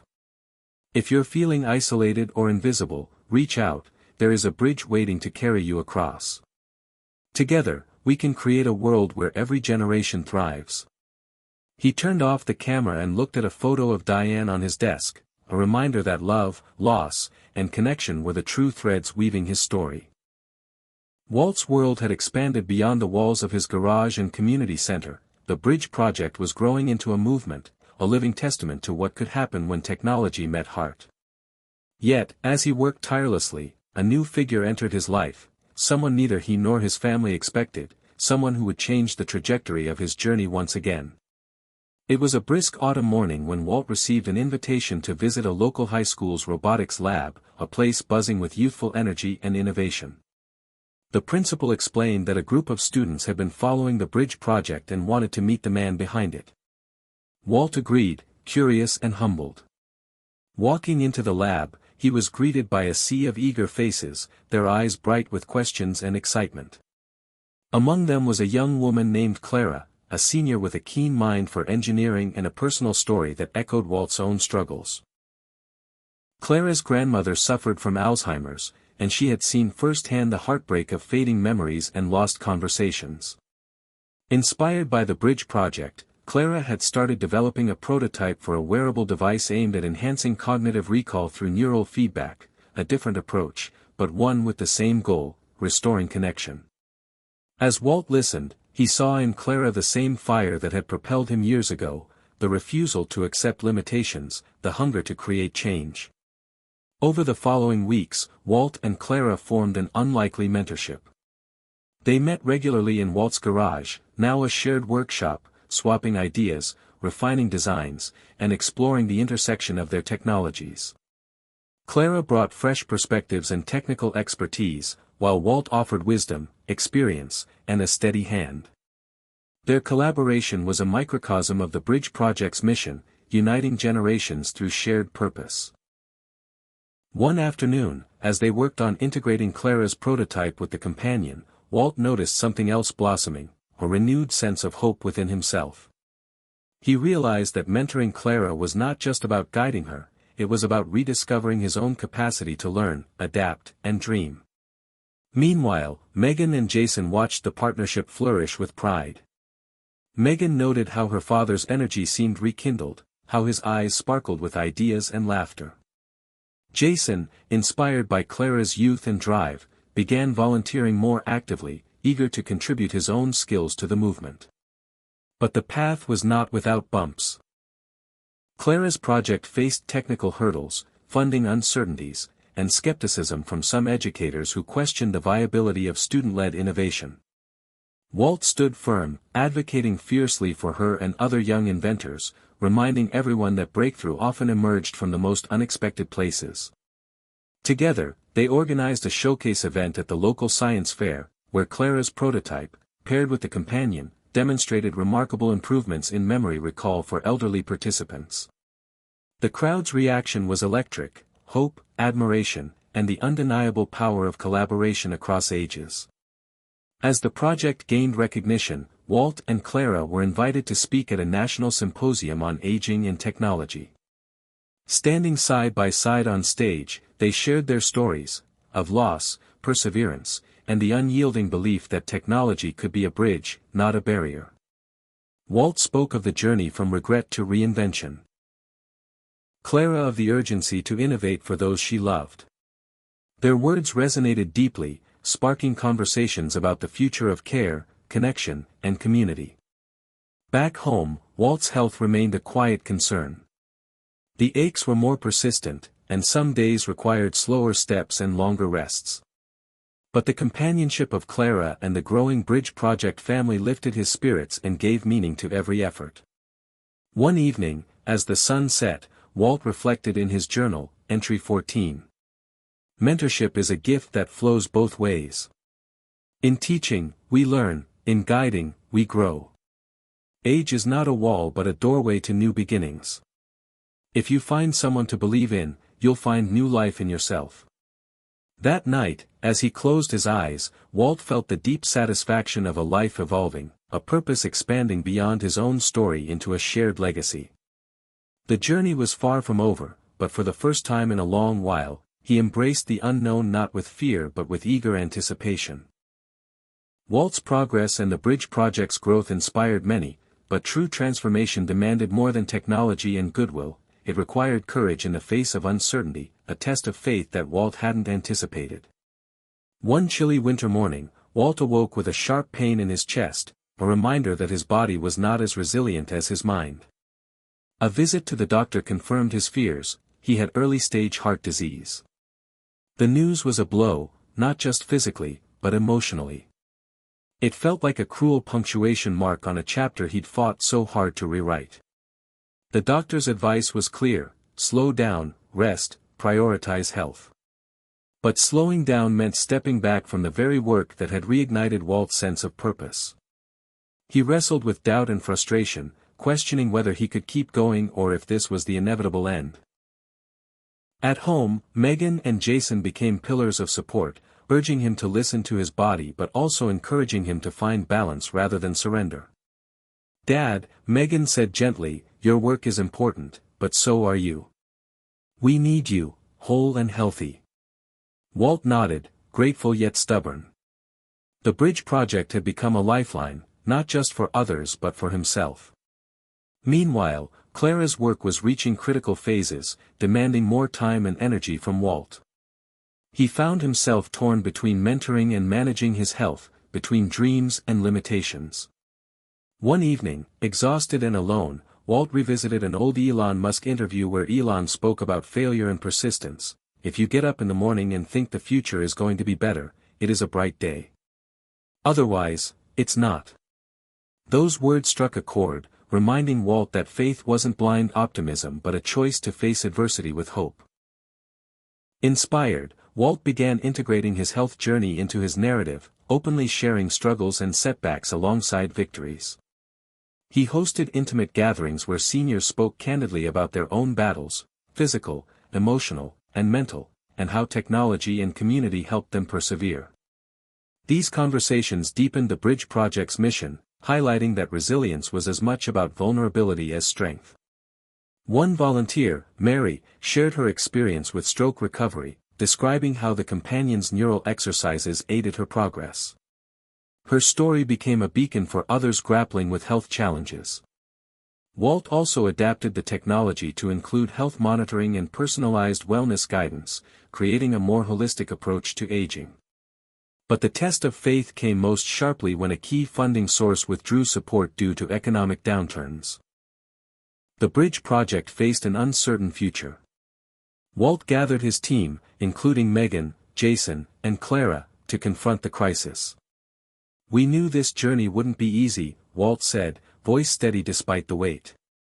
"Now more than ever, we have to believe, in each other, in our mission, and in the power of connection." The team rallied, brainstorming creative solutions, crowdfunding campaigns, partnerships with local businesses, and volunteer-driven initiatives. The community responded with generosity and enthusiasm, proving that the Bridge Project was not just a program but a shared heartbeat. In the midst of this, Walt's health fluctuated. Some days brought pain and fatigue, others, moments of clarity and strength. Megan arranged for home care support and encouraged Walt to delegate more responsibilities. Clara stepped up, managing technical development while Jason coordinated outreach efforts. Together, they embodied the spirit of collaboration Walt had nurtured. One afternoon, as Walt rested in his favorite chair, Megan sat beside him, sharing photos and messages from participants whose lives had been touched by the Bridge Project. Tears glistened in Walt's eyes as he saw the impact laid bare, a mosaic of resilience, hope, and human connection. "This is why we keep going," Megan whispered. Walt squeezed her hand, feeling the fragile yet fierce flame of purpose burning bright. That night, he wrote in his journal, Entry 15. "Faith is not certainty, it's choosing to move forward despite fear. It's the courage to hope when the path is unclear. If you're facing your own trials, remember, you are not alone. Reach out. Build your bridge." As winter gave way to spring, Walt made a difficult but empowering decision to step back from daily leadership and focus on mentoring and advocacy. He entrusted the Bridge Project to a growing team, confident in their vision and commitment. This transition was bittersweet but necessary. A testament to the evolution of leadership and legacy. At a community event marking the Bridge Project's 5th anniversary, Walt addressed a packed hall. His voice carried both vulnerability and strength. "Life will test us all, in ways we never expect. But within those trials lies an opportunity, to connect, to grow, and to redefine what's possible. We are more than our bodies, we are the stories we share, the love we give, and the bridges we build. The crowd rose in applause, many moved to tears. Walt's journey had come full circle, from isolation and doubt to community and hope. He looked out at the faces of seniors and youth united, a living embodiment of the future he and Elon Musk's vision had sparked. As the evening ended, Walt found a quiet moment with Clara and Megan. They spoke of dreams still unfolding, of challenges yet to face, and of the enduring power of faith. Walt smiled, knowing that while his chapter was evolving, the story was far from over. The momentum Walt had helped build with the bridge project was undeniable. Though his health slowed him down, the movement he sparked was thriving, reaching communities far beyond his small town. News traveled, and stories of transformation circulated, seniors rediscovering joy, young people inspired to innovate, families reconnected through shared technology. Walt often found himself reflecting on how far he had come, from that lonely kitchen where he first doubted himself, to this whirlwind of progress and possibility. One spring morning, Walt sat by the window of his modest home, the sunlight casting warm patterns across his journal. Megan and Jason had gone to school, Clara was busy at the lab, and for a moment, the house was quiet, a rare peace in a life of constant motion. He opened his journal and began writing, his hand steady despite his age. Entry 16. Legacy isn't just about what we leave behind, it's about what we do now, how we live today. The bridge I built is no longer just mine, it belongs to everyone who dares to dream, to connect, and to change. That same week, a letter arrived from a university in California inviting Walt to speak at their annual symposium on aging, technology, and society. It was an honor, and an opportunity to take the Bridge Project's message to a national audience. Walt hesitated, travel was taxing, and his body protested, but Megan encouraged him, reminding him how important it was to share his story beyond familiar walls. With Clara and Jason's support, Walt prepared for the trip, crafting a speech that balanced honesty, hope, and a call to action. Arriving in California, Walt was struck by the energy and diversity of the crowd, students, professors, entrepreneurs, caregivers, all eager to listen. As he took the stage, he felt a surge of nerves, but also clarity. He shared the raw truths of aging, the fear, the loss, the invisibility, and the radical idea that technology, paired with empathy and community, could rewrite that narrative. He spoke of Elon Musk's vision, not as an unreachable ideal but as a spark that anyone could ignite within themselves. The audience was captivated. Questions poured in afterward, some skeptical, some inspired. Walt answered with humility and passion, reminding everyone that innovation was not reserved for the young or the tech elite, it was a human endeavor, enriched by experience and diversity. One young woman approached after the talk, tears in her eyes. "Your story gives me hope. My grandmother is fading fast. I want to help her, but I don't know where to start." Walt smiled gently, offering encouragement and resources. Start with connection. Listen, learn, and don't be afraid to try. Technology can help, but love and presence matter most. The encounter underscored the profound impact of his work and the responsibility that came with it. Back home, Walt's days were a blend of rest and activity, mentoring and reflection. The Bridge Project's team continued to innovate, launching a new app that allowed users to share memories and stories across generations, creating a digital tapestry of life experiences. Megan took on more leadership, balancing her career with her commitment to the project, while Jason's enthusiasm grew, blending his love for storytelling with tech advocacy. Clara had been offered a fellowship to develop their technology further, and though she would be moving away temporarily, the bonds forged through their shared mission remained unbreakable. One afternoon, Walt received a call from a local museum interested in creating an exhibit about aging and innovation, featuring the Bridge Project. The idea thrilled him, a way to reach even more people and celebrate the human spirit's resilience. He began collaborating with curators and artists, contributing personal artifacts, stories, and interactive displays. The exhibit opened to rave reviews, drawing crowds from across the region. Visitors shared their own experiences, inspired to see aging not as an end, but a new beginning filled with possibility. Walt watched families, seniors, and students engaging with the displays, their faces lighting up with recognition and hope. It was a moment of profound validation, a testament to how far a single spark could spread. Yet, even amid the success, Walt never lost sight of the personal cost. His health remained fragile, and some days were harder than others. He faced these moments with quiet dignity, supported by the community he had helped nurture. One evening, as he rested by the fireplace, Megan joined him with a cup of tea. They talked long into the night, about dreams, regrets, fears, and the legacy Walt hoped to leave. "Dad," Megan said softly, "you've already changed so many lives. What more could you want?" Walt smiled, his eyes reflecting both weariness and resolve. "I want to make sure no one feels invisible. That's the true legacy. If we can keep building bridges, keep connecting hearts and minds, then my work is done." As spring blossomed into summer, Walt's story caught the attention of a documentary filmmaker intrigued by the intersection of technology, aging, and human connection.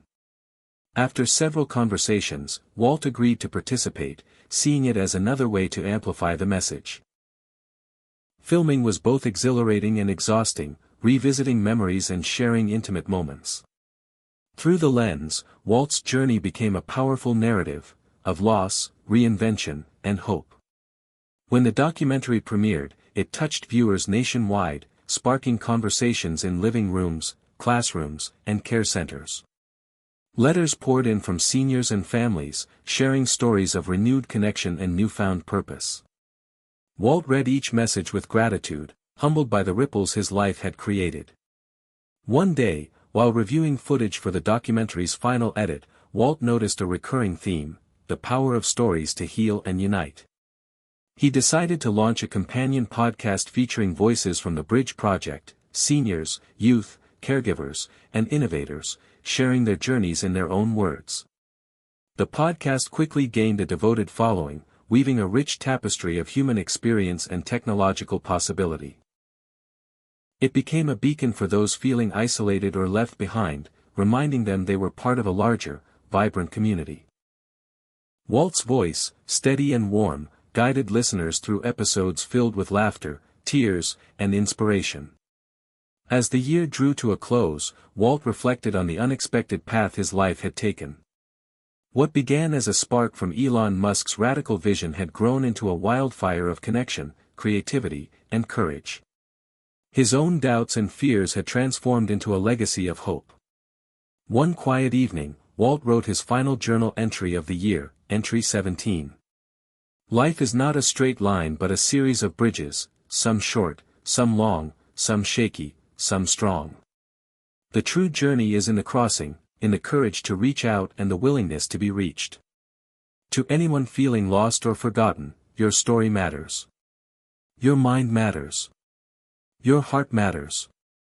We are all connected, and together, we are unstoppable." He closed the journal and looked out at the stars, feeling the pulse of the universe, and the unbreakable beat of human connection within it. Hit subscribe and leave a comment with where you're watching from. This story might just spark a new beginning. What's one thing that always pushes you forward, even when things get tough?